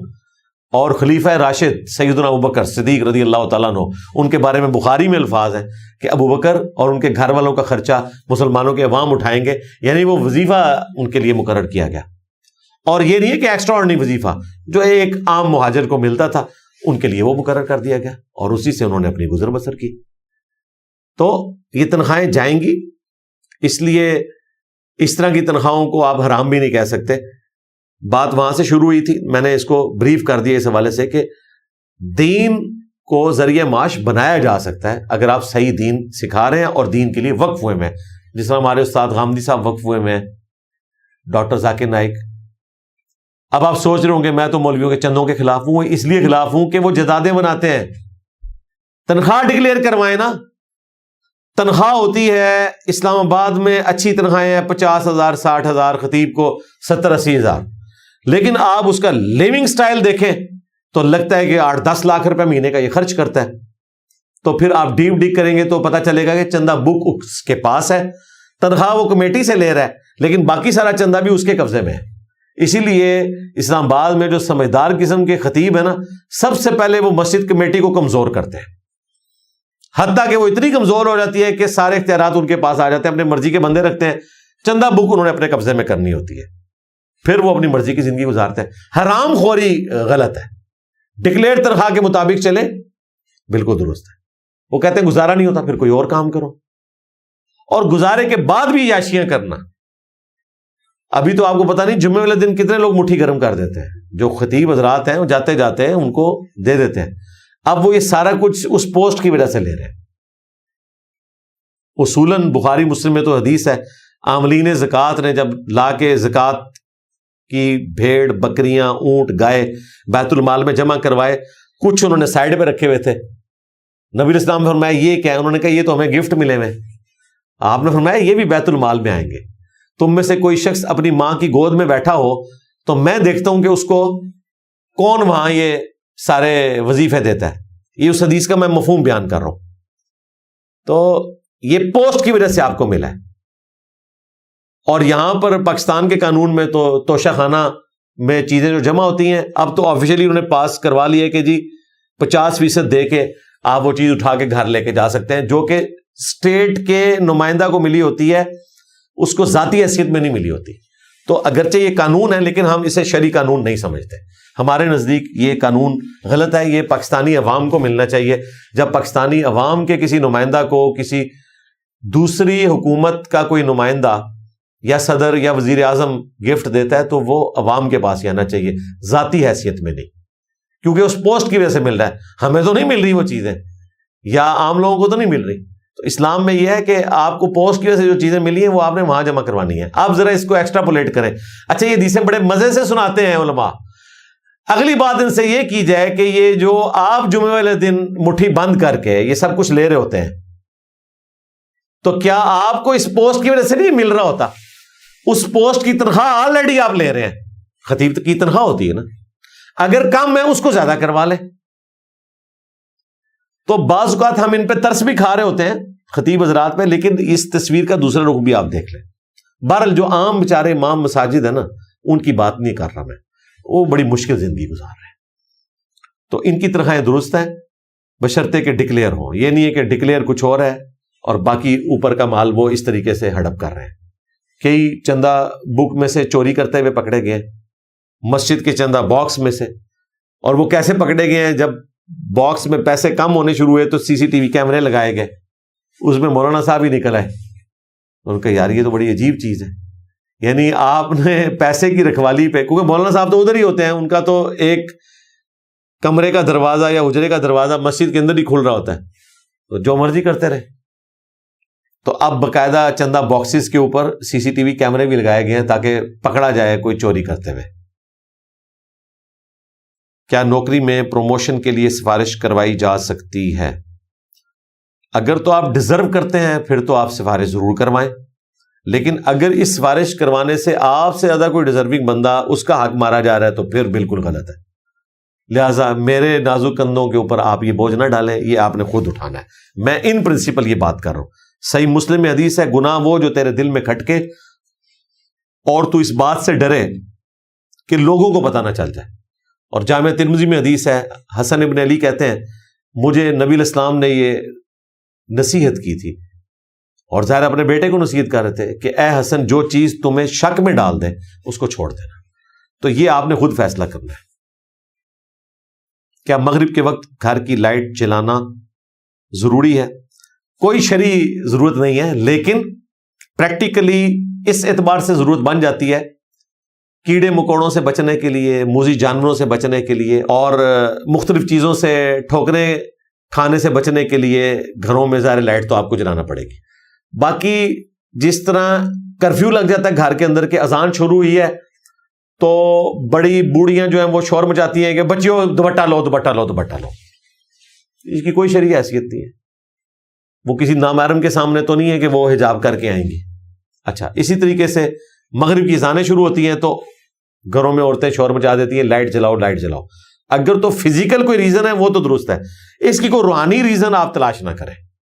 جس طرح یہ مشہور کیا ہے کہ رات کے وقت پوچا نہیں مار سکتے, رات کے وقت ناخن نہیں کاٹ سکتے, رات کے وقت آپ گھر میں جھاڑو نہیں دے سکتے, نحوست ہوتی ہے. یہ سب توہمات ہے. اسلام ان چیزوں کو بالکل پسند نہیں کرتا. جو حکم ہے وہ میں پہلے عرض کر چکا, بخاری مسلم دونوں میں حدیث ہے. نبی علیہ السلام نے فرمایا کہ جب رات ہو جائے گھروں کے دروازے بند کر دو, شیاطین انٹر نہیں ہوں گے, اور برتنوں کو ڈھانپ دو, اور مشکیزوں کے منہ بند کر دو, اور چراغوں کو بجھا دو, کیونکہ آگ انسان کی دشمن ہے. بسا اوقات چوہا وہ بتی لے جاتا ہے, کیونکہ وہ اس زمانے میں کھانے کے تیل میں ہوتی تھی, اور گھر والوں کو جلا کے راکھ کر دیتا ہے. اس بیچارے کو تو پتہ ہی نہیں ہوتا, وہ تو کھانے کی چیز سمجھ کے لے کے جا رہا ہوتا ہے. اس زمانے میں مٹی کا تیل نہیں ہوتا تھا, اور یہ کھانے والا تیل ہی استعمال ہوتا تھا دیے جلانے کے لیے. اور بخاری مسلم میں آتا ہے کہ ان دنوں ایک گھر بھی جل گیا تھا تو نبی علیہ السلام نے پھر منع فرما دیا. تو یہ کام ہے جو آپ کے کرنے کا ہے. باقی اس کی کوئی شرعی حیثیت نہیں کہ مغرب کے وقت آپ نے گھر کی لائٹ جلانی ہے. لیکن میں ایک ریکویسٹ ضرور کروں گا اپنے پلیٹ فارم سے کہ اپنے گھروں کے باہر جو دروازے ہیں ان کے اوپر لائٹ ضرور لگائیں. جو لوگ افورڈ کر سکتے ہیں سی سی ٹی وی کیمرے بھی لگائیں, تاکہ پورے محلے کی نگرانی بھی ہوتی رہے اس حوالے سے کہ کبھی کوئی ضرورت پڑ جائے تو آپ کے کیمرے کا ریکارڈ پولیس اور ادارے استعمال کر سکیں. لیکن لائٹ ضرور چلائیں, کیونکہ اکثر لوگ گھروں میں فضول خرچی کر لیتے ہیں لیکن گلی کی لائٹ نہیں جلاتے, اور گلی میں بچے بھی گزرتے ہیں, بوڑھے بھی گزرتے ہیں, بعض اوقات ٹھوکر کھا جاتے ہیں. تو یہ بڑے ثواب کا کام ہے کہ آپ مغرب سے پہلے پہلے گھر کے باہر والی لائٹ آن کر دیں. لوگ آپ کو دعائیں دیں گے, چاہتے نہ چاہتے ہوئے. وہ دعائیں نہ بھی دیں آپ کے نام اعمال میں ثواب جائے گا جتنے لوگ ٹھوکر سے بچیں گے.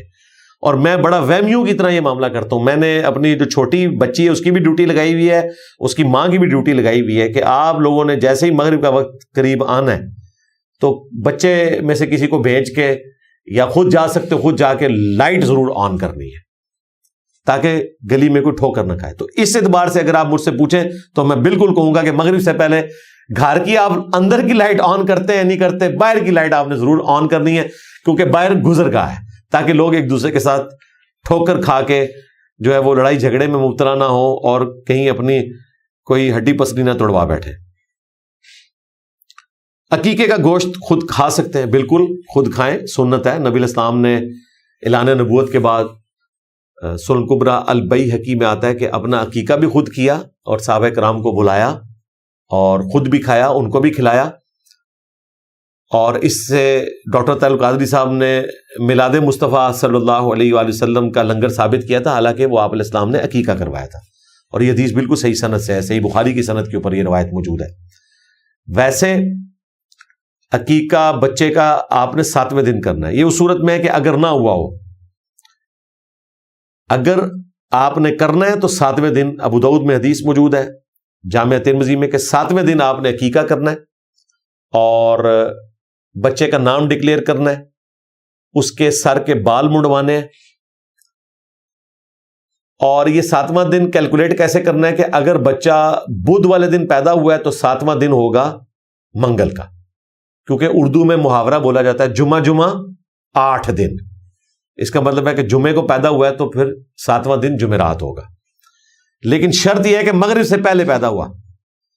اگر جمعے والے دن مغرب کے بعد بچہ پیدا ہوا تو وہ جمعے والے دن پیدا نہیں ہوا، وہ ہفتے والے دن پیدا ہوا ہے، یہ ذہن میں رکھنا ہے، تو پھر اس کا عقیقہ جمعے والے دن ہوگا۔ ہاں ہمارے کلاک کے اعتبار سے تو وہ جمعے کو ہی پیدا ہو رہا ہے، لیکن شرعی اعتبار سے مغرب کے ساتھ ہی اگلا دن شروع ہو جاتا ہے، اسی لیے ہم رمضان کا روزہ اگلے دن رکھتے ہیں لیکن قیام اللیل رات کو کر رہے ہوتے ہیں، اور اسی طریقے سے آخری رات ہم قیام اللیل نہیں کرتے کیونکہ مغرب کے ساتھ ہی عید کا یکم شوال کا چاند نظر آتے ہی شوال کا مہینہ شروع ہو جاتا ہے۔ تو یہ آپ نے عقیقے میں خیال رکھنا ہے۔ اور صحیح بخاری میں حدیث ہے بچے کی جان گروی ہوتی ہے عقیقے کے عوض، بچے کی طرف سے خون بہاؤ، یہ الفاظ ہیں بخاری میں۔ اور ابو داؤد ترمذی میں ہے کہ لڑکے کی طرف سے 2 بکرے یا بکریاں اور لڑکی کی طرف سے 1 بکرا یا بکری، اور نبی علیہ السلام فرمایا بکری بھی ہو سکتی ہے بکرا بھی ہو سکتا ہے، اور یہ آپ نے 7ویں دن کرنا ہے، اور قربانی میں حصہ بھی نہیں ڈالنا کیونکہ اس میں آپ نے پوری جان دینی ہے۔ پوری جان دینے کا مطلب یہ ہے کہ آپ یہ نہیں کر سکتے کہ 5 حصے جو ہیں قربانی کے ہیں اور 2 میں اپنے لڑکے کے عقیقے کے ڈال رہا ہوں، 7 پورے ہو گئے۔ یہ فقہ حنفی والوں نے اجتہاد کیا، اور اجتہاد وہاں کیا جاتا ہے جہاں پہ قرآن و سنت میں واضح چیز موجود نہ ہو، لہٰذا ہمارے نزدیک یہ اجتہاد نہیں ہے، یہ بدعت ہے جو دین میں داخل کی گئی ہے۔ اور اگر اس طریقے سے کسی کا عقیقہ ہوا ہے تو مہربانی کر کے وہ عقیقہ اپنا دوبارہ کر لے۔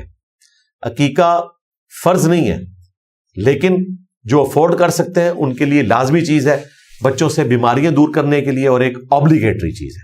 باقی جو افورڈ نہیں کر سکتے وہ 7ویں دن نام ڈکلیئر کریں، سر کے بال منڈوائیں، گندگی دور کریں، اور حیثیت کے مطابق کوئی صدقہ خیرات کرتے ہیں۔ یہ بھی جامع ترمذی سنن ابی داؤد میں موجود ہے۔ وہ روایت اگرچہ کمزور ہے جس میں آیا کہ بالوں کے برابر چاندی آپ جو ہے وہ صدقہ کر دیں، لیکن یہ ساری چیزیں ملا کے بات مضبوطی کی طرف چلی جاتی ہے۔ حسب توفیق جو آپ صدقہ خیرات کر سکتے ہیں وہ کرتے ہیں۔ موت کے بعد اگر جنت اور جہنم نہ ہو اور صرف کچھ بھی نہ ہو تو کیا ہوگا؟ جدید سائنسدانوں کی اکثریت کا ماننا ہے کہ موت کے بعد کچھ نہیں۔ سائنسدان تو اس لائن چڑھتے ہی نہیں، پتہ نہیں آپ کو کون سے جاہل سائنسدان ملے۔ سائنس کا تو ٹاپک ہی یہ نہیں ہے بھائی۔ سائنس کی جو بیسک ڈیفینیشن ہے وہ ہے the knowledge obtained through observations and experiments is known as science۔ مشاہدات اور تجربات سے حاصل کیا گیا علم سائنس کہلاتا ہے، جو فزیکل فینومینا آف نیچر کا علم ہے۔ تو بھائی جنت دوزخ اگرچہ فزیکل چیزیں ہیں لیکن اس فزیکل فینومینا آف نیچر کی وہ چیزیں نہیں ہیں، وہ آبزرو نہیں کی جا سکتی، فرشتے آبزرو نہیں ہو سکتے، عذاب قبر آبزرو نہیں ہو سکتا۔ یہ ذہن میں رکھیے گا، یہ ایمان بالغیب سے تعلق رکھنے والی چیز ہے۔ تو سائنٹسٹ کا اس سے لینا دینا نہیں، سائنٹسٹ صرف یہ کہتے ہیں کہ نہ ہم تصدیق کرتے ہیں نہ تردید کرتے ہیں، کیونکہ سائنس کا بنیادی اصول یہ ہے کہ تصدیق کرنے کے لیے بھی مشاہدہ اور تجربہ چاہیے، اور تردید کرنے کے لیے بھی۔ یہ ذہن میں رکھیے گا، آپ صرف پہلا رخ لے کے چلتے ہیں کہ جی سائنس کسی چیز کی تصدیق نہیں کر رہی تو وہ ایگزسٹ ہی نہیں کرتی، نہ، سائنس اس کو کنکلوڈ کرتی ہے جب تصدیق نہ ہو اور پھر تردید بھی ہو جائے۔ جس طرح ہمیں کئی چیزوں کی تردید ہوگی، پہلے یعنی پبلک میں مشہور تھا کہ کیچڑ میں خود بخود مینڈک پیدا ہو جاتے ہیں، تو تجربات کے ذریعے سائنس نے اس چیز کو نگیٹ کیا کہ یہ بات ایسے نہیں ہوتی ہے، بلکہ یہ انڈے موجود ہوتے ہیں، ان میں سے یہ بچے نکلتے ہیں جو ہمیں اس وقت نظر نہیں آ رہے ہوتے۔ اسی طریقے سے آپ نے شروع میں اسکول لیول پہ وہ تجربہ بھی پڑھا ہوگا کہ جار کے اندر اگر گلا سڑا گوشت ڈال دیا جائے تو اس میں خود بخود کیڑے پیدا ہو جاتے ہیں۔ پہلے لوگ یہی سمجھتے تھے، لیکن پھر پتہ چلا کہ نہیں، وہ لارواز پیدا ہوتے ہیں ان انڈوں کے ذریعے۔ تو آج سائنس نے اس کی تردید کر دی ہے کیونکہ نئی چیز کی تصدیق ہو چکی۔ اسی طریقے سے پہلے زمانے میں لوگ سمجھتے تھے کہ جو یہ بیماریاں ہیں اس وقت تک نہیں ہوں گی جب تک کہ پانی میں فزیکلی کوئی بدبو یا اس کا کلر چینج نہ ہو۔ بعد میں جب جراثیم کا پتہ چلنا شروع ہوا تو انہوں نے کہا کہ پانی صاف ہونے کا مطلب یہ نہیں ہے کہ یہ بیماریوں کے اعتبار سے بھی صاف ہے۔ لاکھوں لوگ مرے ہیں ہیضے کی وجہ سے، جب جراثیم کا تعارف ہوا تو پتہ چل گیا۔ تو اس طرح سائنس صرف ان کوشچن سے ڈیل کرتی ہے جو فزیکل فینومینا آف نیچر سے تعلق رکھتے ہیں، اور ہمارا تو دعویٰ یہ ہے کہ یہ چیزیں فزیکل فینومینا کی ہے ہی نہیں ہے، اسی طریقے سے پیغمبروں کے جو معجزات ہیں وہ بھی فزیکل فینامنا آف نیچر میں آنے والے نہیں ہیں، تب بھی تو وہ پیغمبر ہیں۔ اگر وہ ایسا کام کر کے دکھائیں جو سائنٹسٹ بھی کر سکتے ہوں، آج سے اگر 100 سال پہلے کا انسان پیدا ہو جائے تو آج کئی ایک کام جو آپ نارمل کر رہے ہیں، یہ سارے کے سارے وہ کام ہیں جو اس زمانے میں لوگ سوچ بھی نہیں سکتے تھے، لیکن وہ فزیکل فینامنا آف نیچر کی ترقی کی وجہ سے ہوا۔ یہ تو ہم نے خود دیکھا ہے اپنے بچپن میں، میری بڑی خواہش تھی، فلموں میں تو دکھایا جاتا ہے کہ جناب وہ پانی کے کٹورے میں جو ہے وہ کسی ایسے بندے سے گفتگو کر رہے ہیں جو دوسری جگہ بیٹھا ہوا ہے۔ ہم نے کبھی سوچا بھی تھا کہ جناب یہ ٹیکنالوجی آئے گی اور آلموسٹ فری آ جائے گی۔ اس سے بڑی بات ٹیکنالوجی کا آنا جتنی بڑی بات ہے نا، اس سے بڑی بات یہ ہے کہ فری آپ دنیا میں کہیں بیٹھے بات کر سکتے ہیں، ہزاروں کلومیٹر دور روزہ شریف دیکھ سکتے ہیں، خانہ کعبہ شریف دیکھ سکتے ہیں۔ تو یہ تو ہماری زندگی میں ہوا ہے نا، لیکن آج سے 100 سال پہلے کا انسان سوچ سکتا ہے لائف اس طرح کی چیزوں کا؟ تو اس طرح کی جو چیزیں ہیں وہ فزیکل فینامنا آف نیچر سے تعلق رکھتی ہیں، اور مستقبل میں اور ترقی بھی ہوگی۔ ریموٹ کنٹرول تو ہم نے اپنی زندگی میں دیکھا کہ جب ہم چھوٹے چھوٹے تھے، ٹی وی کا VCR کا کنٹرول جو ہے وہ کیبل کے ذریعے ہوتا تھا، پھر آہستہ آہستہ اب جو ہے وہ بغیر کیبل کے ریس کے ذریعے آنا شروع ہو گیا۔ تو اس سے بھی آگے چیزیں جانا شروع ہو جائیں گی۔ اب تو لوگوں کی دکانیں ہیں پاکستان میں، CCTV کیمرے لگے ہوئے ہیں، خود وہ امریکہ میں، یورپ میں بیٹھے ہوئے ہیں اور اپنی دکانوں کو آبزرو کر رہے ہیں کہ ان کے یہاں پہ کام کرنے والے لوگ صحیح طریقے سے کام کر رہے ہیں یا نہیں کر رہے۔ کدھر ترقی کر چکی ہے سائنس۔ تو یہ ساری کی ساری چیزیں فزیکل فینامنا سے تعلق رکھتی ہیں۔ جنت، جہنم، عذاب قبر، فرشتے، وہ اس فزیکل ورلڈ کی چیز نہیں ہے، اس فزیکل ورلڈ کی، وہ جس ورلڈ سے تعلق رکھتی ہیں اس کی ڈائنامکس بالکل ڈیفرنٹ ہے۔ لہٰذا سائنس نے کبھی انکار نہیں کیا۔ یہ اپنے سوال کو آپ صحیح طریقے سے فریز کرتے، یقیناً سوال ہے چونکہ پبلک کے اندر مشہور ہے، لوگوں کو تو پتہ ہی نہیں ہے نا کہ ایمان بالغیب سے کون سی چیزیں تعلق رکھتی ہیں۔ فزیکل فینامنا آف نیچر جو ہے وہ سائنس نے ترقی ہمیں کروائی ہے، اور مستقبل میں پتہ نہیں کتنی ترقی ہوگی۔ آج ہم موسم کا حال بھی بتا دیتے ہیں، یہ فزیکل فینامنا آف نیچر ہے۔ آج 7 جون 2026 ہے، 7 جون 2027 کو بارش ہوگی یا نہیں یہ سائنس نہیں بتا سکتی اور نہ بتا سکے گی، کیونکہ موسم تو وقت کے ساتھ ساتھ اب آپ دیکھ رہے ہیں بدلتے ہیں۔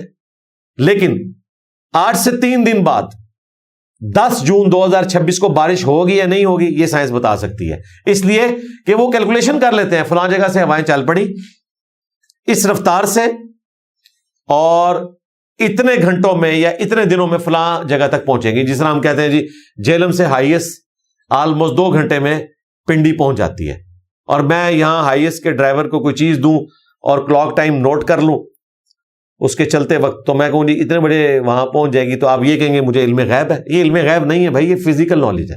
اسی طریقے سے ماں کے پیٹ میں کیا ہے یہ علم غیب نہیں ہے، یہ فزیکل نالج ہے، الٹرا ساؤنڈ کے ذریعے پتہ چل جاتا ہے۔ اسی طریقے سے زمین کی گہرائی میں پانی کس لیول کے اوپر ہے، یہ فزیکل نالج ہے، یہ علم غیب سے تعلق نہیں رکھتا۔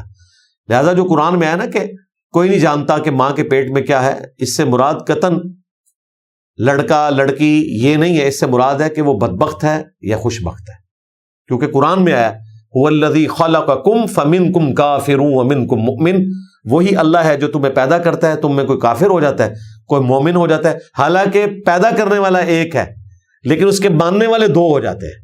ہونا تو چاہیے کہ پیدا کرنے والا ایک ہے تو اصولاً سارے اس کے ماننے والے ہوں، پھر بھی تو کوئی الٹرا ساؤنڈ آپ کو نہیں بتا سکتا کہ یہ جو بچہ پیدا ہونے والا ہے یہ کتنا بڑا مشرک ہوگا یا کتنا بڑا موحد ہوگا۔ یہ آج تک ویلڈ ہے۔ یہ تو مولویوں نے ترجمے میں لڑکا یا لڑکی لکھ کے تو مصیبت ڈال دی نا ہماری جان کو، ورنہ اس طرح کی کوئی بات نہیں تھی۔ تو فزیکل فینامنا آف نیچر سے جو چیزیں تعلق رکھتی ہیں سائنس بس وہاں تک جاتی ہے۔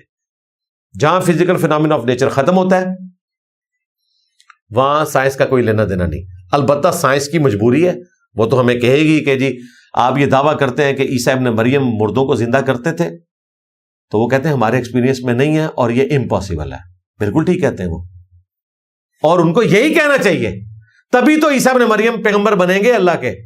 اگر وہ کہیں گے پاسبل ہے تو پھر عیسیٰ ابن مریم میں اور ایک سائنٹسٹ میں فرق ختم ہو جائے گا، یہ آپ ذہن میں رکھیں۔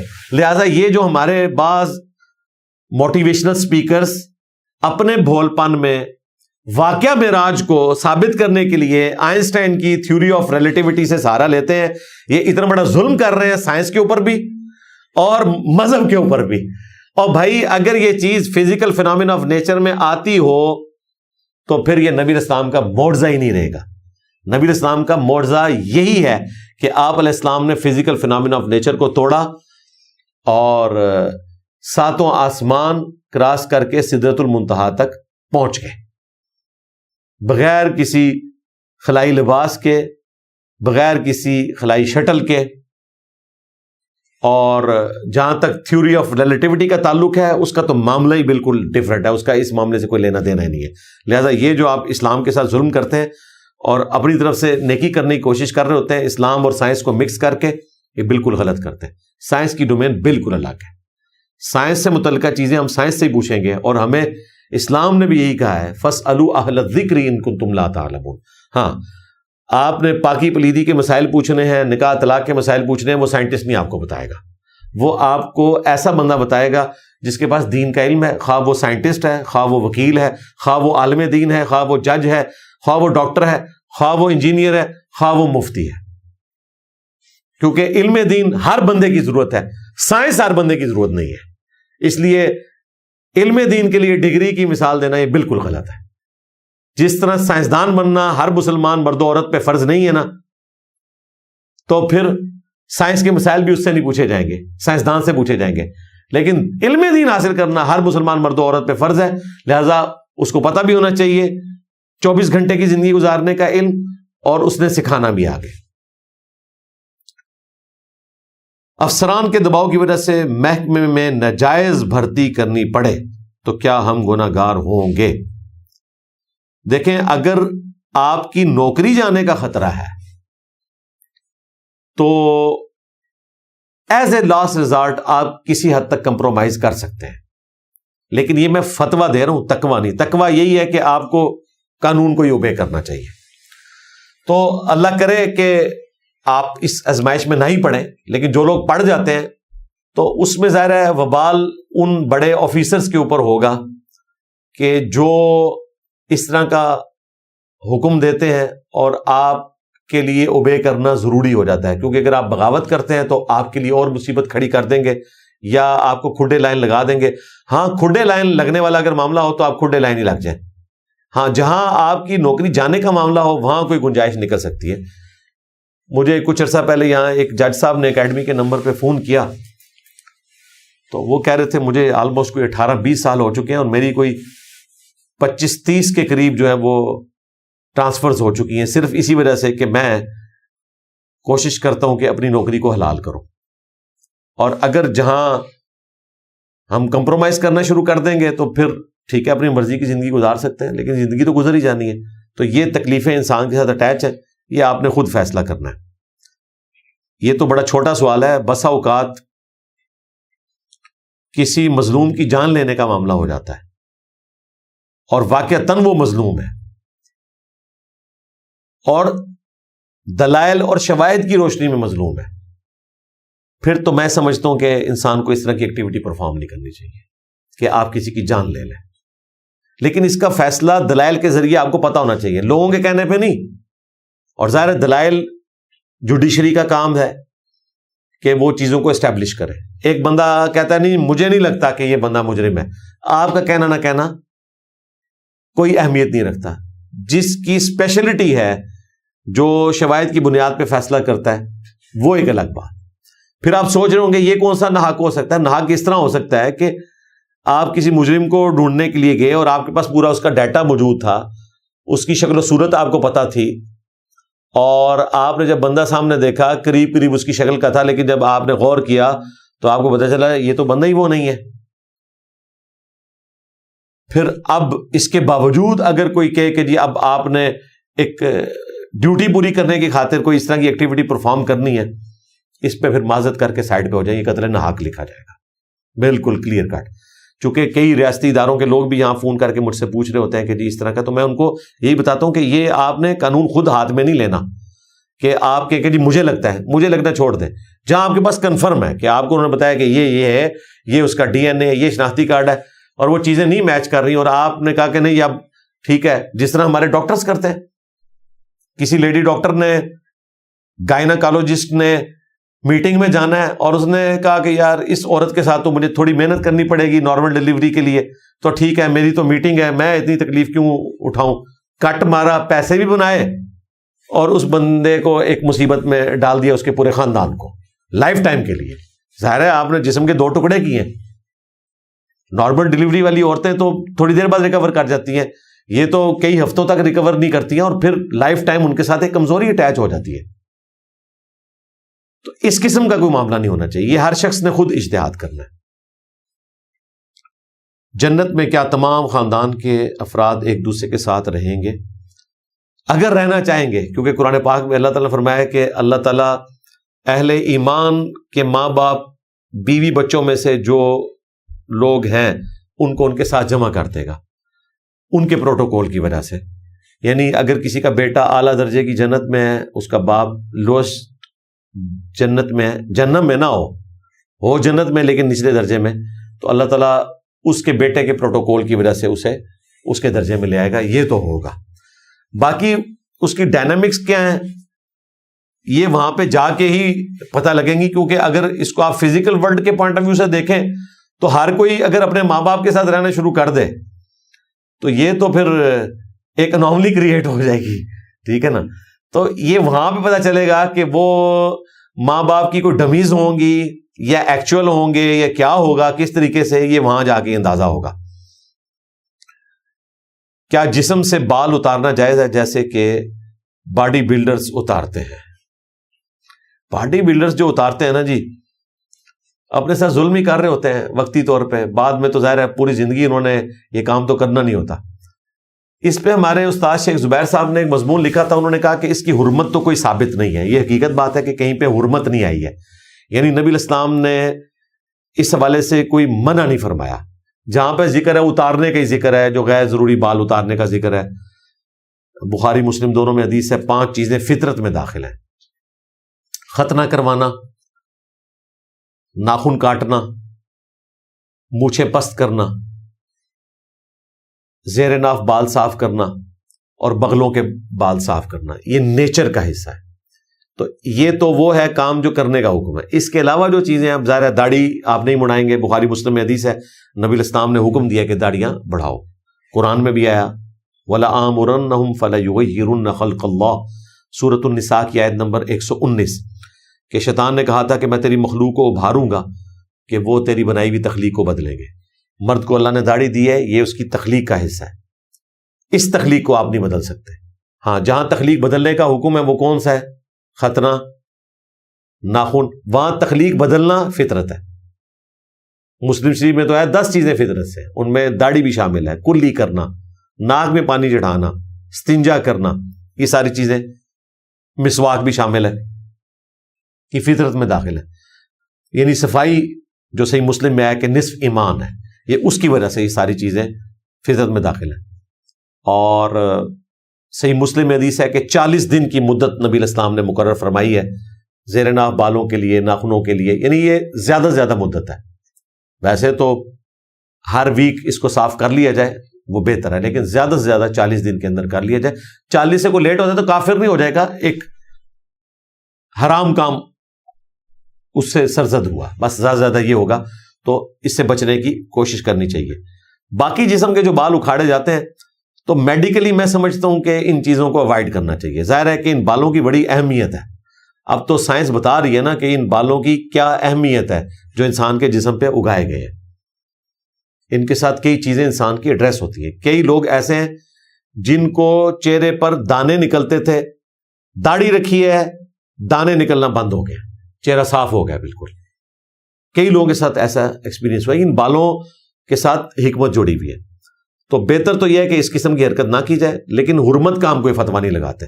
باقی جو یہ عورتوں کو شوق چڑھا ہوا ہے وہ اپنے پاؤں کے بال صاف کرنے کا، اور اسی طریقے سے خام خائی جو ہے وہ بال صاف کرنے والا معاملہ، وہ بالکل غلط ہے. ہاں عورت کے چہرے پہ بال نکل آئے، مونچھیں نکل آئے، داڑھی تھوڑی بہت نکل آئی تو وہ ریموو کرے گی، کیونکہ عورت کو اللہ نے داڑھی نہیں دی ہوئی ہے. اس کا داڑھی کو ریموو کرنا فطرت ہے، اور مرد کا داڑھی رکھنا فطرت ہے. تو وہ معاملہ اپنی جگہ. کیا امتحان میں نقل کر سکتے ہیں؟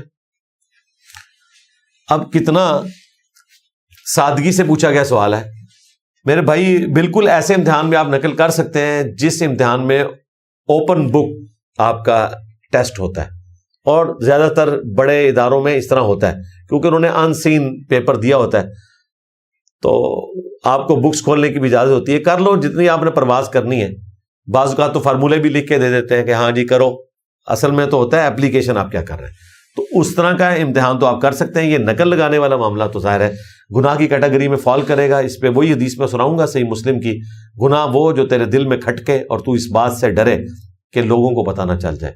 اور جامع ترمذی کی حدیث, جو چیز تمہیں شک میں ڈال دے یہ تو یقیناً غلط ہے, اس کو تم چھوڑ دو. اسی طریقے سے نقل کروانا بھی غلط ہے. ہاں, نقل کرنا نہیں, صرف نقل کروانا بھی غلط ہے. اور جو ٹیچرز اس میں انوالو ہیں وہ تو نمک حرامی بھی ساتھ کر رہے ہیں. ایک تو نقل کروا کے گناہ کے مرتکب ہیں, دوسرا وہ اپنی جاب کے ساتھ بھی ایک نمک حرامی کا معاملہ کر رہے ہیں. ہاں, یہ ہو سکتا ہے کہ بعض اوقات بچے پینک کر جاتے ہیں کوئی پیپر دیکھ کے, اور ان کی حوصلہ افزائی کے لیے ٹیچرز ان کو تھوڑا گائیڈ کر دیتے ہیں کہ یار یہ اس طرح اشارتاً وہ کرنا چاہیں, وہ ایک معاملہ بالکل الگ ہے. اس کو نقل کروانا نہیں کہیں گے. نقل یہ ہے کہ وہ فزیکلی کو کتاب دے دے, اس کو بوٹی لکھ کے دے دے اور پورا اس کا جواب بتا دے, وہ ایک الگ بات. ہاں, اس کو سمجھنے میں کوئی پرابلم ہوئی ہے. بعض اوقات ہمارے ٹیچرز کو بھی ایک شوق چڑھا ہوتا ہے کہ مشکل طریقے سے سوال پوچھنا. یہ بھی کوئی اچھی چیز نہیں ہے. ہم نے تو اپنی زندگی میں اچھے ٹیچرز وہ دیکھے ہیں جو کلاس میں پورا ڈسپلن رکھتے تھے, ڈرا کے رکھتے تھے. پیپر سب سے آسان ان کا ہوتا تھا کیونکہ انہوں نے بندے کو مارنا نہیں ہے, اس کو جج کرنا ہے. پیپر مشکل بنانا یہ کوئی کارنامہ نہیں ہے. آسان پیپر بنانا جس کے ذریعے آپ ساری کلاس کے لڑکوں کو کسی حد تک جج کریں گے کچھ نہ کچھ کسی نے حاصل کیا ہے, یہ کارنامہ ہے. میں کانوینٹ اسکول کی اکثر تعریف اسی وجہ سے کرتا ہوں کہ وہاں آپ نارمل بچے کو بھی داخل کروائیں نا, وہ ایسا پالش کرتے ہیں. باقی اسکول تو اکثریت کا حال یہی ہے کہ وہ جو نالائق بچے ہیں وہ تو فارغ ہو جاتے ہیں اور لائق بچے ہی اوپر جاتے ہیں. لیکن کانوینٹ میں ایون جو لوور لیول کے بچے ہیں ان کو بھی وہ اتنا پالش کر دیتے ہیں کہ ایٹ لیسٹ کچھ نہ کچھ وہ بن جائے. ٹیچرز ان کے ساتھ محنت کرتے ہیں. اور ہم پاکستان بننے کے بعد کانوینٹ جیسا ایک اسکولنگ سسٹم نہیں دے سکے. اب میری بچیاں جو کہ کانوینٹ سے پڑھی ہیں, مجھے پتا ہے کہ بچوں کے لیے ہمیں کتنی تکلیف اٹھانی پڑی ہے, اس اعتبار سے کہ بچیوں کی طرف سے آپ بے فکر ہو جاتے ہیں. پتا ہے ایسا اسکولنگ سسٹم ہے, فیس بھی نارمل ہے, اور وہ جان کھپا دیتے ہیں بچوں کو پالش کرنے میں. اور حیران کن بات کہ پاکستان جیسے ملک میں جہاں ہر چیز بگڑ چکی ہے, یہ اسکولنگ سسٹم ابھی 75 ایئرس انہوں نے منائے تھے کچھ عرصہ پہلے, 51 میں غالباً یہ ان کا سسٹم بنا ہے. تو انہوں نے اس سسٹم کو بہتر ہی کیا ہے, باقاعدہ ٹیچرز کی ٹریننگ کی ہے کہ انہوں نے بچوں کو کیسے پڑھانا ہے. ہم عمان میں ایسی کمپنیوں کے ویزے پر آئے ہیں جو حقیقت میں موجود ہی نہیں, اور دوسری کمپنیوں میں کام کرنا پڑتا ہے یا مقامی مزدوری کرنی پڑتی ہے. حکومت جرمانہ کرتی ہے. کیا حکومت کو ایسا کرنا چاہیے؟ جی, حکومت کو چاہیے کہ آپ کو کان سے پکڑ کے نا واپس پاکستان بھیج دیں. یہ کرنا چاہیے حکومت کو. آپ تو کام ہی غلط کر رہے ہیں, غیر قانونی آپ نے کام کیا ہے نا, تو ظاہر ہے حکومت تو یہ سب کچھ کرے گی. جرمانے تو اس نے کرنے ہیں آپ کو, تو بہتر یہ ہے کہ آپ واپس آئیں. ہاں, آپ کے ساتھ اگر دھوکہ ہوا ہے تو وہ عمان کی گورنمنٹ ذمہ دار نہیں ہے, وہ پاکستان, انڈیا, بنگلہ دیش کی حکومتیں ذمہ دار ہیں کہ جو اس قسم کا کام ہونے دیتی ہیں. تو آ کے ان کے دفاتر کے باہر آپ احتجاج کریں, وہ تو بیچارے اپنی جگہ ٹھیک ہی کر رہے ہوں گے. خوشی کا اظہار کیک کاٹنے سے کر سکتے ہیں یا یہ غیر مسلموں کی نقل اتارنا ہے؟ بھائی, آپ کوئی بھی کام کریں گے کسی نہ کسی درجے میں کسی کی نقل اتارنا ہو ہی جائے گا. چاہے آپ جانور کاٹ لیں, چاہے آپ چاکلیٹ بانٹنا شروع کر دیں, چاہے آپ کیک کاٹ لیں, تو یہ کوئی مذہبی ایکٹیویٹیز نہیں ہے. برتھ ڈے منانا کوئی مذہبی ایکٹیویٹی نہیں ہے آج کی ڈیٹ کے اندر. تو اس لیے اس طرح کی جو چیزیں ہیں ان کے اوپر کوئی شرعی فتویٰ نہیں لگتا. بلکہ آپ دیکھ رہے ہیں باپا جانی کی تو برتھ ڈے منائی جا رہی ہے باقاعدہ فیضان مدینہ کے اندر, اور علماء نے مخالفت کی ہے, اور کئی علماء نے حق میں فتویٰ دیا ہے کہ یہ جی کون سی ایسی مذہبی ایکٹیویٹی ہے. تو مذہبی پرسنالٹیز کے ساتھ اگر برتھ ڈے اٹیچ ہو جائے اور وہ پبلکلی منائے تو وہ مذہبی ایکٹیویٹی ہے. مذہبی پرسنالٹی کی برتھ ڈے منانا درست نہیں ہے, یہ ذہن میں رکھیے گا. نبی علیہ السلام کی جو ہم برتھ ڈے مناتے ہیں وہ روزہ رکھ کے منائی جائے گی, جو صحیح مسلم میں حدیث ہے 2750. نبی علیہ السلام روزہ رکھتے تھے شکرانے کے طور پر. فرمایا فیہ ولدت وفیہ انزل علیہ, اس دن میں پیدا ہوا, اس دن مجھ پہ پہلی وحی نازل ہوئی, اس لیے میں شکرانے کے طور پر روزہ رکھتا ہوں. کیا قربانی کے پیسے کسی غریب کو دینا جائز ہیں؟ میرے بھائی, قربانی اللہ تعالیٰ کی طرف سے ایک شرعی حکم ہے, فرض کے درجے میں نہیں لیکن سنت موقدہ ہے. نبی علیہ السلام نے باقاعدگی سے کیا ہے, اس کی ترغیب دلائی ہے اور بڑی وعید ہے اس حوالے سے. ہمارے نزدیک وہ روایت بالکل درست ہے جو المستدرک للحاکم کے اندر موجود ہے, سنن ابن ماجہ میں بھی, کہ جو استطاعت کے باوجود قربانی نہ کرے وہ ہماری عیدگاہوں سے دور رہے. یہ وعید کے طور پر ہے. اگرچہ بعض لوگ اس روایت کو کمزور سمجھتے ہیں لیکن میجورٹی اس روایت کو صحیح سمجھتے ہیں اور فٹ ان بھی بیٹھتی ہے. نبی علیہ السلام نے اس پہ ہمیشگی کی ہے. لیکن جس طرح حنفیوں نے کہا کہ یہ فرضیت کے درجے میں ہے, وہ ایک ایکسٹریم چیز ہے. سیدنا ابوبکر عمر سے ثابت ہے کہ وہ استطاعت کے باوجود بھی بعض اوقات قربانی کو چھوڑتے تھے تاکہ لوگ اسے فرض نہ سمجھنا شروع کرتے. لیکن قربانی کی جگہ کوئی اور ایکٹیویٹی پرفارم کرنا, میرے بھائی 10 ذوالحجہ کے دن آپ احد پہاڑ کے برابر سونا بھی خیرات کرتے, وہ اس قربانی کی برابری نہیں کر سکتا جو آپ اللہ کی راہ میں خون بہاتے ہیں. اگرچہ وہ خون اور گوشت اللہ کو نہیں پہنچتا, لیکن وہ سنت ہے ایک پیغمبر کی کہ اس سنت کو اللہ نے قیامت تک کے لیے جاری کر دیا, سیدنا ابراہیم علیہ السلام. اس لیے ہم حج کی ایکٹیویٹیز کو سنت ابراہیمی کہتے ہیں, اگرچہ ہمارے پیغمبر کی بھی سنت ہے. اس کو بھی ہم ابراہیمی سنت کہتے ہیں جو قربانی کی جاتی ہے. تو آپ نے سنت کو زندہ رکھنا ہے. یہ آج کل کے بعض ماڈرن اسکالرس اس قسم کی گفتگو کر دیتے ہیں, اور بعض جو ہے وہ بغیر شرعی ایکٹیویٹیز پہ چلے ہوئے لیکن مذہب کا شوق رکھنے والے ہمارے لوگ بھی آ کے ٹی وی پہ اس قسم کے مشورے دے رہے ہوتے ہیں. اللہ سے ڈر جائیں, آپ شریعت کو بدلنا چاہ رہے ہیں. آپ یہ کہیں کہ قربانی بھی کریں اور غریبوں کی مدد بھی کریں. بعض لوگ یہ بھی کہہ رہے ہیں جی آپ کو حج کرنے کا کیا فائدہ ہے, آپ غریبوں کی مدد کریں. بھائی فرض حج آپ نے کرنا ہے, ہاں نفلی حج کرنے سے بہتر ہے کہ آپ غریبوں کی مدد کریں, نفلی عمرے کرنے سے بہتر ہے آپ غریبوں کی مدد کریں. اسی طریقے سے ایک سے زیادہ قربانیاں کرنے سے بہتر ہے کہ آپ غریبوں کی مدد کریں, لیکن ایک قربانی تو آپ نے کرنی ہے, شریعت کو آپ نے نہیں بدلنا, وہ اپنی جگہ موجود ہے. لہذا یہ کہنا کہ اس کے برابر پیسے دے دیے جائیں تو وہ بھائی آپ اللہ تعالیٰ کے حضور مجرم ہوں گے. شیعہ علماء کے مطابق طواف نساء ہر عمرے کے بعد واجب ہے, نابالغ بچوں پر بھی, اور اسے نہ کرنے کی صورت میں بیوی حلال نہیں ہوگی. ہم اس مسئلے کے ساتھ بھائی ایگری نہیں کرتے. اس کا تعلق صرف حج تمتع کے ساتھ ہے اور حج کی ایکٹیویٹی کے ساتھ ہے, اور اس میں بھی نابالغ بچوں کا تو معاملہ نہیں ہے, ظاہر ہے ان کے اوپر تو شریعت ہی نہیں ہے. باقی جو یہ عام انہوں نے معاملہ رکھا ہے اس کا کوئی ثبوت اہل سنت کے ہاں کسی کتاب میں نہیں ملتا. یونیورسٹی میں نامحرم کلاس فیلو سے مجبوراً بات کرنا پڑتی ہے, ایسے میں کیا کیا جائے؟ جی کریں بات مجبوراً, لیکن ایسے حیا کے انداز میں کہ آپ اپنی نظروں کی حفاظت بھی کریں اور دل میں کوئی برائی والا معاملہ بھی نہ ہو, بس پروفیشنل ایک ریلیشن شپ ہو. کاش ایسا ہو کہ کو ایجوکیشن نہ ہو, لیکن مجھے پتا ہے ابھی پاکستان کے پاس نہ اتنے ریسورسز ہیں اور نہ اس طرح کی یونیورسٹیز ہیں کہ الگ الگ ہو سکیں. جہاں پہ ہو سکتا ہے بہت اچھی بات ہے. تو ایز اے لاسٹ ریزارٹ آپ یہ کر سکتے ہیں جواز کی حد تک, اس میں کوئی شرعی گرفت نہیں ہوگی. ظاہر ہے تعلیم حاصل کرنا اس ماڈرن دور کے اندر ایک ضروری چیز ہے, خصوصاً میڈیکل کی جو تعلیم ہے اس میں تو اس طرح کی صورتحال درپیش ہو جاتی ہے. اگر ہم رفع الیدین کرنا کسی رکعت میں بھول جائیں تو سجدہ صاف کرنا ہوگا. سجدہ صاف صرف بڑی غلطیوں کے اوپر ہوتا ہے, چھوٹی غلطیاں ویسے ہی معاف ہو جاتی ہیں سجدہ صاف کے بغیر, اور جو بہت ہی بڑی غلطی ہیں وہ سجدہ صاف سے بھی معاف نہیں ہوتی.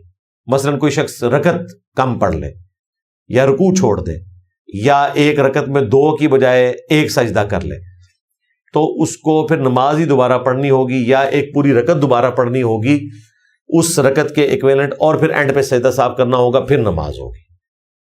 تو رفع الیدین اگر چھوٹ گیا یا ثنا پڑھنا بھول گئے تو اس سے سجدہ صاف نہیں ہوگا۔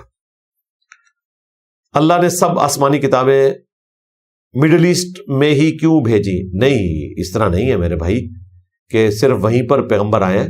ہاں، جو نون بڑی بڑی کتابیں ہیں وہ تو ظاہر ہے مڈل ایسٹ میں ہے، کیونکہ اللہ تعالیٰ نے اب قیامت تک کے لیے مرکز اس کو بنایا، اور دیکھیں یہ دنیا کا مرکز بھی ہے، اور اب کوئی ضرورت باقی نہیں تھی ختم نبوت کے بعد کہ باقی جگہوں پہ بھی کوئی پیغمبر آتے۔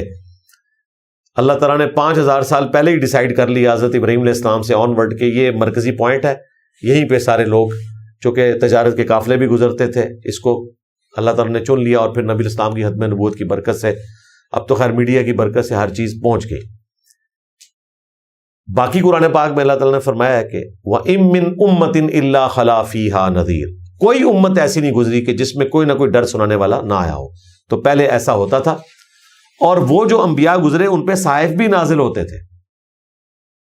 ہمارے پاس اس وقت نہیں موجود، اور جو موجود بھی ہیں ٹیمپرڈ فارم میں ہیں، اولڈ ٹیسٹمنٹ یا نیو ٹیسٹمنٹ، خیر ان کا تعلق تو مڈل ایسٹ سے ہی بنتا ہے، لیکن جو باقی صحائف ہیں وہ وقت کے ساتھ ناپید ہو چکے۔ قرآن پاک میں اللہ تعالیٰ نے بائی نیم صرف 25 انبیاء کا ذکر کیا، اور یہ بھی اللہ نے فرمایا کہ ہم نے کچھ پیغمبروں کا ذکر کیا اور بہت سو کا تم سے ذکر نہیں کیا، لیکن ہم سب پیغمبروں پر ایمان لاتے ہیں۔ لا نفرق بین احد من رسلی، ہم ایمان لانے میں پیغمبروں میں کوئی فرق نہیں کرتے، سب پہ ایمان لاتے ہیں۔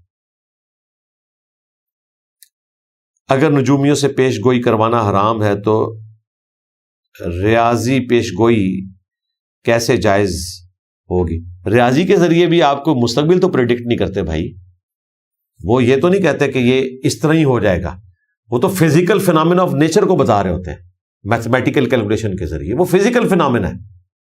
جس طرح میں نے آج تفصیل سے ڈسکس کیا کہ موسم بھی جو بتایا جاتا ہے، آج 7 جون 2026 ہے، 7 جون 2027 کی ڈیٹ میں بارش ہوگی یا نہیں ہوگی یہ کوئی نہیں بتا سکتا، نہ ریاضی کے ذریعے بتایا جا سکتا ہے۔ یہ اس زمانے میں کلائمیٹ کیا ہوگی، ایک ہفتہ پہلے کیا، اس کے ذریعے ہواؤں کو کیلکولیٹ کر کے ان کی رفتار کو، مونسون شروع ہوگی نہیں ہوگی تو بارش کا بتایا جا سکتا ہے۔ تو جو ریاضی کے ذریعے پیش گوئی کی جاتی ہے وہ ڈیفینیٹ چیز ہے، جس طرح کہ ہمارا کیلنڈر جو سولر ایئرس کے پوائنٹ آف ویو سے بنا ہوا ہے، یا ہماری نماز کی ٹائمنگ سورج کے اعتبار سے ہے، وہ ڈیفینیٹلی کیلکولیٹ ہوگی، وہ ہر دفعہ وہی ہوتی ہے، وہ پریڈکٹ نہیں کی جاتی، وہ ایگزیکٹلی ایسا ہی ہوتا ہے۔ الوداعی طواف سے پہلے کیا عمرہ کر سکتے ہیں؟ میرے بھائی جب آپ حج تمتع کے لیے یا حج قران کے لیے گئے تو ایک سفر میں آپ نے ایک ہی عمرہ کرنا ہے، ایک سے زیادہ عمرے کرنا، بار بار مسجد عائشہ جانا، یہ ساری وہ ایکٹیویٹیز ہیں جن کو تمام مکاتب فکر بدعت سمجھتے ہیں۔ نبی الاسلام سے یہ چیز ثابت نہیں ہے۔ جو بچے فوت ہو جاتے ہیں وہ جنت میں کس حال میں ملیں گے؟ انشاءاللہ جنت میں ہی جائیں گے، اور آپ کوشش کریں گے آپ جنت میں پہنچنے میں کامیاب ہو جائیں، بچے تو انشاءاللہ پہنچ ہی جائیں گے، ان سے تو شریعت کا کرم ویسے ہی اٹھا ہوا ہے، تو جیسے آپ چاہیں گے ویسے آپ کو مل جائیں گے انشاءاللہ۔ عبداللہ ابن عمر کا یا محمد کا نعرہ لگانا اور ان کا پاؤں صحیح ہو جانا، کیا اس سے غیر اللہ سے مدد مانگنا ثابت ہوتا ہے؟ اس میں نبی الاسلام سے انہوں نے مدد نہیں مانگی، اس میں تو الفاظ تھے کہ وہاں ساتھی نے کہا کہ آپ اس کو یاد کریں جو آپ کو سب سے بڑھ کر محبوب ہے، تو انہوں نے محبت سے نعرہ لگایا، آپ لگائیں محبت سے، جوش کے لیے لبیک یا رسول اللہ کہیں، لبیک یا حسین کہیں، لیکن المدد یا رسول اللہ انہوں نے نہیں کہا کہ یا رسول اللہ آپ میری مدد کریں۔ تو جوش کے لیے آپ نعرہ تکبیر یا اسی طریقے سے لبیک یا رسول اللہ کا نعرہ لگاتے ہیں، تو اس میں ہمیں کوئی گرفت والا معاملہ ہم نہیں کرتے ہیں۔ ہاں، مدد مانگنا اللہ کے سوا کسی اور ہستی سے دعا کے طور پر یہ منع ہے۔ باقی یہ روایت ویسے کمزور ہے، اس میں 2 راوی ہیں جو تدلیس کر رہے ہیں، یہ الادب المفرد امام بخاری کی کتاب میں، اور بعض نسخوں میں یا محمد ذکر ہے، بعض نسخوں میں صرف محمد ذکر ہے، اور اگر یا محمد ہو تو قرآن کی روح سے تو یہ ویسے ہی غلط ہے۔ میں نہیں مانتا کہ عبداللہ ابن عمر نے یا محمد کا نعرہ لگایا ہوگا، کیونکہ یا محمد تو کہنا گستاخی ہے، قرآن میں منع کیا گیا ہے یا رسول اللہ کہا جائے، یعنی نبی الاسلام کو آپ نے ویسے نہیں پکارنا جس طرح آپس میں ایک دوسرے کو پکارتے ہو۔ اس لیے آپ دیکھیں صحابہ کرام نے کبھی نبی الاسلام کو بائی نیم نہیں پکارا اس طرح، پہلے لوگ کہتے تھے، پھر سورہ حجرات میں جب نازل ہوا آ کے وہ نبی الاسلام کے حجرے کے باہر یا محمد کہتے تھے، تو یا رسول اللہ کہا جائے، اور وہ بھی نبی الاسلام کے جو آرام کرنے کے اوقات ہیں ان میں آپ کو تنگ نہ کیا جائے. اس لیے آپ دیکھیں سیدنا ابو بکر جب بھی حدیث روایت کریں گے تو قال رسول اللہ کہیں گے. وہ یہ نہیں کہیں گے کہ میرے داماد نے کہا یا سیدہ عائشہ کہیں کہ میرے خاوند نے کہا. وہ کہیں گے قال رسول اللہ. سیدہ فاطمہ کہیں گی قال رسول اللہ، کیونکہ نبی اسلام کے جو رسول ہونے کا منصب اتنا بلند تھا کہ یہ جو رشتوں والا معاملہ ہے یہ پھر اس کے مقابلے پہ چھوٹی چیز تھی. وہ اللہ کے پیغمبر تھے، ان کا وہ پروٹوکول تھا. تو یا محمد کہنا تو ویسے ہی منع ہے. خود اعلیٰ حضرت بھی کہتے ہیں کہ یہ گستاخی ہے، یا رسول اللہ کہا جائے تو یہ روایت تو ویسے ہی آپ کے نزدیک گستاخانہ ثابت ہوگی اور فارغ ہو جائے گی. یا رسول اللہ پر عقیدہ میری ویڈیو ہے، اس میں اور دلائل بھی وہ جس طرح کہتے ہیں تاریخ ابن کثیر کا ایک حوالہ بھی پیش کرتے ہیں کہ جی وہ جنگ یمامہ کے موقع پر یا رسول اللہ کا نعرہ لگایا تھا. المدد یا رسول اللہ کا نعرہ نہیں لگایا تھا بھائی، نبی اسلام سے محبت کے اظہار کا. وہ بھی روایت اس کی سند نہیں ہے، بے سند روایت ہے. اس کے باوجود اگر کوئی صحیح ماننا چاہتا ہے تو اس میں یہ چیز نہیں تھی جو آپ کہہ رہے ہیں. باقی تفصیل میری ویڈیو میں دیکھ لیں. کیا شیطان کو برا بھلا کہہ سکتے ہیں؟ نہیں، بھلا نہیں کہہ سکتے. جی بھلا آپ نے کیوں کہنا ہے؟ برا کہنا، شیطان کو برا کہنے کی بجائے آپ شیطان کے اگینسٹ اللہ کی پناہ طلب کریں. اعوذ باللہ من الشیطان الرجیم پڑھیں، لا حول ولا قوت الا باللہ پڑھیں. اپنے نفس کی کمزوریوں کا وبال صرف شیطان پہ نہ ڈالیں کہ جی شیطان نے یہ کروا دیا، شیطان نے وہ کروا دیا. اپنے نفس کی طرف توجہ کریں. شیطان تو صرف دعوت دیتا ہے، کان سے پکڑ کے کسی سے برائی نہیں کرواتا وہ. اور سورہ ابراہیم کی آیت نمبر 22 پڑھ لینی ہے آپ نے، اسی پہ میرا کلپ ہے شیطان سے آخری ملاقات. قیامت والے دن جب جنتیوں کے لیے فیصلہ ہو جائے گا جنت کا، جہنمیوں کے لیے جہنم کا، تو شیطان کہے گا کہ دیکھو جو وعدہ تم سے تمہارے رب نے کیا تھا وہ آج پورا کر دیا کہ نیکوکاروں کو جنت میں، بدکاروں کو جہنم کا فیصلہ ہو چکا. اور جو میں نے دنیا میں تم سے وعدہ کیا تھا نا، آج میں اس کے خلاف ہوتا ہوں. آج مجھے ملامت نہ کرو، اپنی جانوں کو ملامت کرو. میں نے تو صرف تمہیں بلایا تھا، مجھے اللہ نے تم پر کوئی اختیار نہیں دیا تھا. اس پہ وہ تفصیلی میرا کلپ ہے شیطان سے آخری ملاقات. تو شیطان کے اگینسٹ اللہ کی پناہ طلب کریں جو نبی الاسلام نے آپ کو وظائف سکھائے ہیں.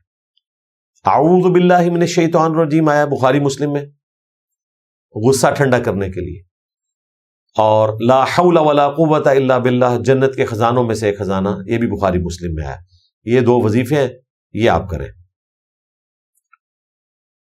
لڑائی والے کتے اور مرغے بیچنے کا کام کرنا درست ہے. مرغے اگر آپ صرف لڑائی کے لیے پال کے بیچ رہے ہیں وہ تو غلط ہے. ویسے آج کل تو اصیل مرغا بھی کھایا جاتا ہے بڑے شوق سے، تو کھانے کی حد تک تو درست ہے. باقی آپ اگر لڑائی کے لیے بیچ رہے ہیں وہ تو غلط ہے. رہے کتے یا بلیاں، ان کی خرید و فروخت سے نبی اسلام نے منع فرمایا، وہ صحیح مسلم میں حدیث ہے. پھر آپ یہ بھی پوچھ سکتے ہیں کہ جی کتے قرآن پاک میں آیا کہ شکار کے لیے رکھے جا سکتے ہیں، اسی طریقے سے بخاری مسلم میں آیا کہ ریوڑ کی حفاظت کے لیے رکھے جا سکتے ہیں. تو وہ بالکل درست ہے، لیکن ان کتوں کا پھر آپ کاروبار نہیں کریں گے، بلکہ کتے پھر آپ لوگوں کو اس کام کے لیے گفٹ کرتے ہیں اگر کسی کے پاس موجود ہے، لیکن اسی کام کے لیے، گھر میں رکھنے کے لیے نہیں، وہ منع ہے. کیا کالے رنگ کے جوتے پہن سکتے ہیں؟ جی باپا جانی نے منع کیا ہے، وہ کہتے ہیں زرد والے پہنے کہ مصیبتیں نہیں آئیں گی، اور مولا علی کی طرف منسوب کیا کہ کالی جوتیاں پہننے سے جو ہے وہ مصیبتیں آتی ہیں، نعوذ باللہ من ذالک. کالے رنگ سے شاید ان کو ویسے ہی چڑ ہے. یہ الگ بات ہے کہ نبی اسلام کی پگڑی بھی کالی تھی، آپ کا کرتا بھی کالا تھا. صحیح مسلم میں احادیث ہے نبی اسلام کو کالی پگڑی میں صحابہ کرام نے دیکھا ہے، فتح مکہ کے دن بھی اور جمعے کے ممبر کے اوپر بھی. صحیح مسلم میں آیا کہ کالے رنگ کا آپ کا جبہ تھا جو آپ پہنتے تھے. سیدہ اسماء بنت ابی بکر جو حضرت ابو بکر کی بڑی بیٹی تھی، حضرت عائشہ کی بہن، انہوں نے وہ کرتا نکال کے صحابہ کرام کو دکھایا اور اس کا دھون وہ مریضوں کو شفا کے لیے پلاتے تھے. اس طریقے سے غلاف کعبہ بھی کالا ہے، اور کالے رنگ سے آپ کی جان نہیں چھوٹ سکتی. دیکھیں یہ باپا جانی کہتے ہیں جی گرین گھاس پہ میں نہیں چڑھوں گا کیونکہ گنبد خضرا گرین ہے، اور ان کو یہ نہیں پتا کہ یہ گنبد خضرا 1837 میں گرین ہوا ہے. اس سے پہلے گرین نہیں تھا، وائٹ کلر تھا. کسی زمانے میں بلو کلر بھی اس کا رہا ہے.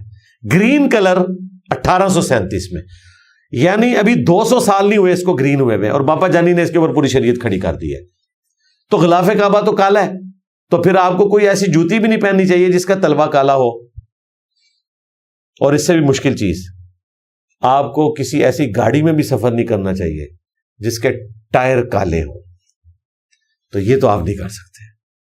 آپ حج عمرے پہ جن جہازوں پہ بیٹھ کے جاتے ہیں ان کے ٹائر بھی کالے ہوتے ہیں، اور آپ کی گاڑیاں جن روڈز پہ چلتی ہیں وہ بھی کالے رنگ کی ہیں، اور آپ کے قرآن پاک کی جو سیاہی ہے وہ بھی کالی ہے. تو کالا رنگ تو بھائی بڑا اللہ تعالیٰ کا پسندیدہ کلر ہے. حتیٰ کہ نبی علیہ السلام کی داڑھی مبارک اور سر کے بال وفات تک کالے رہے.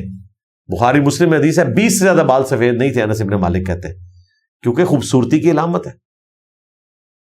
اور صحیح بخاری میں آیا کہ حضرت حسین ابن علی کا جب سر مبارک کاٹ کے تشت میں رکھا گیا عبید اللہ ابن زیاد کے سامنے، اللہ کی لعنت ہو، اللہ کے فرشتوں کی لعنت، تمام لعنت کرنے والوں کی لعنت، دشمنان اہل بیت کے اوپر، صلوات پر محمد وآل محمد، اللہم صلی علی محمد وعلی آل محمد.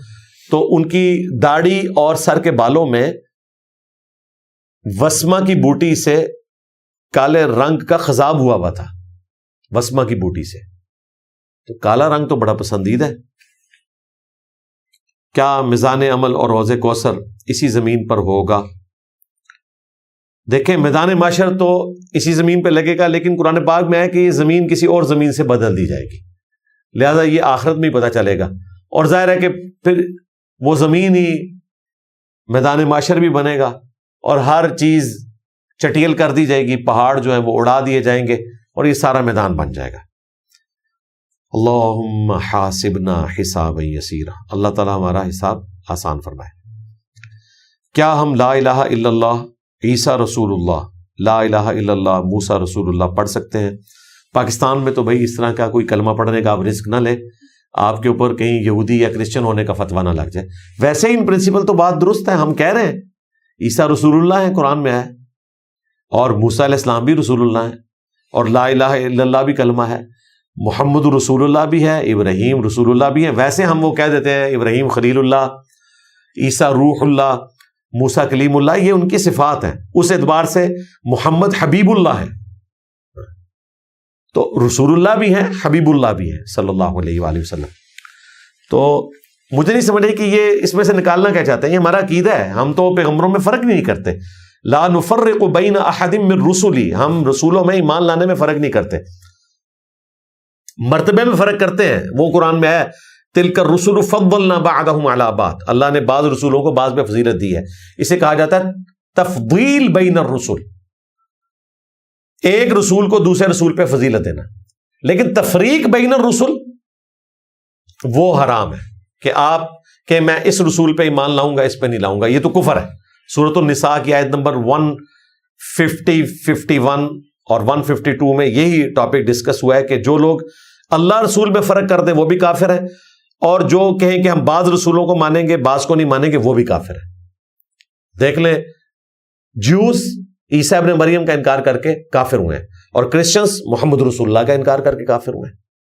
تو تمام رسولوں کو ماننا ہے. تو ہم ان کو عیسیٰ رسول اللہ بھی مانتے ہیں، موسیٰ رسول اللہ بھی مانتے ہیں. اس میں پڑھ کے آپ نے کیا نکالنا ہے؟ پڑھنے کے لیے جو آپ کو وظیفہ نبی علیہ السلام نے بتایا ہے وہ لا الہ الا اللہ ہی بتایا ہے، تو یہ وظیفہ آپ کریں. باقی ایمان محمد رسول اللہ بھی ہے، اور ابراہیم رسول اللہ بھی ہے، عیسیٰ رسول اللہ بھی ہے، اور موسیٰ رسول اللہ بھی ہے. اچھا مجھے ضمناً یاد آیا، اہل سنت کے ہاں تو ویسے معیوب سمجھا جاتا ہے اس کو سوائے اہل حدیث کے، اور وہ بھی صرف نبی علیہ السلام کے ساتھ علیہ السلام بولتے ہیں.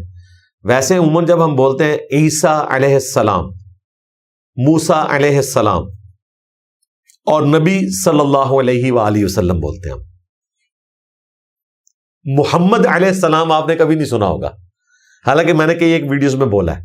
اور مجھے کلک ہوا، میں ایک دفعہ ایران کی ایک وہ فلم دیکھ رہا تھا، علی ابن موسیٰ رضا کے اوپر انہوں نے ایک پورا ان کی بایوگرافی کے اوپر بنائی ہے ڈرامہ سیریل، جن کا مزار مشہد میں ہے، امام موسیٰ کاظم کے جو بیٹے ہیں. تو اس میں ایک سین انہوں نے فلمایا جس میں وہ کسی یہودی یا کرسچن کو دعوت دینے کے لیے جاتے ہیں، تو اس میں وہ یہ ورڈ یوز کرتے ہیں محمد علیہ السلام، مختلف پیغمبروں کا نام لیتے ہوئے کہ ہم عیسیٰ علیہ السلام کو بھی مانتے ہیں، موسیٰ علیہ السلام اور محمد علیہ السلام. تو مجھے کلک ہوا یار ہم نے تو کبھی محمد علیہ السلام نہیں کہا، ہم تو صرف باقیوں کے ساتھ علیہ السلام لگاتے ہیں. ظاہر سلامتی درود یہ یعنی تمام انبیاء پہ ہم بھیجتے ہیں. اسی طریقے سے آپ دیکھیں جب کبھی ہم دوسرے پیغمبروں کا نام لیتے ہیں تو آپ نے اکثر سنا ہوگا لوگ کہتے ہیں حضرت عیسیٰ علی نبینا وعلیہ الصلاۃ والسلام. اس کا مطلب کیا ہے؟ حضرت عیسیٰ علی نبینا ہو ہمارے پیغمبر پہ بھی، وعلیہ السلام اور ان پر بھی سلام. یعنی ہم عیسیٰ علیہ السلام کے ساتھ کہتے ہیں علی نبینا کہ ہمارے نبی پہ بھی سلام ہو اور ان پہ بھی ہو. اس کا مطلب یہ ہے علی نبینا وعلیہ السلام، علیہ الصلاۃ والسلام بھی بول دیتے ہیں. تو یہ بھی ٹھیک ہے، عیسیٰ رسول اللہ ہیں اور موسیٰ بھی رسول اللہ ہیں. آپ نے اپنے پیچھے 4 مصلے کیوں لگائے ہیں؟ اللہ برے 4 ہی نہیں جی. اچھا میرے بھائی یہ وہ والے 4 مصلے نہیں ہیں جو سعودی حکومت نے اٹھا دیے تھے. پہلے تو میں داد دوں گا جی جس بندے نے یہ سوال لکھا ہے جی اس کے لیے چومی ہے. وہ طارق جمیسا والی فلائنگ کس ہے. اچھا کہ آپ کا دھیان گیا یہ 4 ہیں، یہ حادثاتی طور پہ 4 ہیں بھائی، اس لیے کہ ہمارا جو فریم ہے وہ 4 مصلوں میں ہی آتا ہے. اگر یہ مصلے کا سائز چھوٹا ہوتا تو شاید یہ 5 ہوتے، اور پھر ان کو آپ ان 4 مصلوں سے کمپیئر نہ کریں جو سعودی حکومت نے اٹھوا دی تھی بدعت. 1517 سے 1917 تک جو سلطنت عثمانیہ نے مسلمانوں کی جمعیت کو توڑا اور کعبہ شریف میں 4 مصلے ڈالے، اور بہار شریعت میں آپ کو باقاعدہ اس کا نقشہ مل جائے گا، ہم نے کئی ایک ویڈیوز میں ڈسپلے کروایا. اور پیرلل میں 4 جماعتیں ہوتی تھیں. یا تو ہونا کہ 4 مصلے ہیں، فجر کی نماز سارے حنفیوں کے پیچھے پڑھیں اور ظہر کی سارے شوافے کے پیچھے. پیرلل میں 4 نمازیں، اور مغرب کے وقت مصیبت پڑ جاتی تھی کیونکہ پیرلل میں جماعتیں ہو رہی ہوتی تھی. آگے پیچھے تو نماز کر لیتے تھے، شافی پہلے پڑھ لیتے تھے، ظہر حنفی بعد میں، عصر کا بھی فرق تھا. مغرب میں تو سب نے اکٹھی پڑھنی ہے کیونکہ وہ شیعوں سے فرق کرنا ہے کہ جی جلدی جلدی بس مغرب کی نماز پڑھ دیں.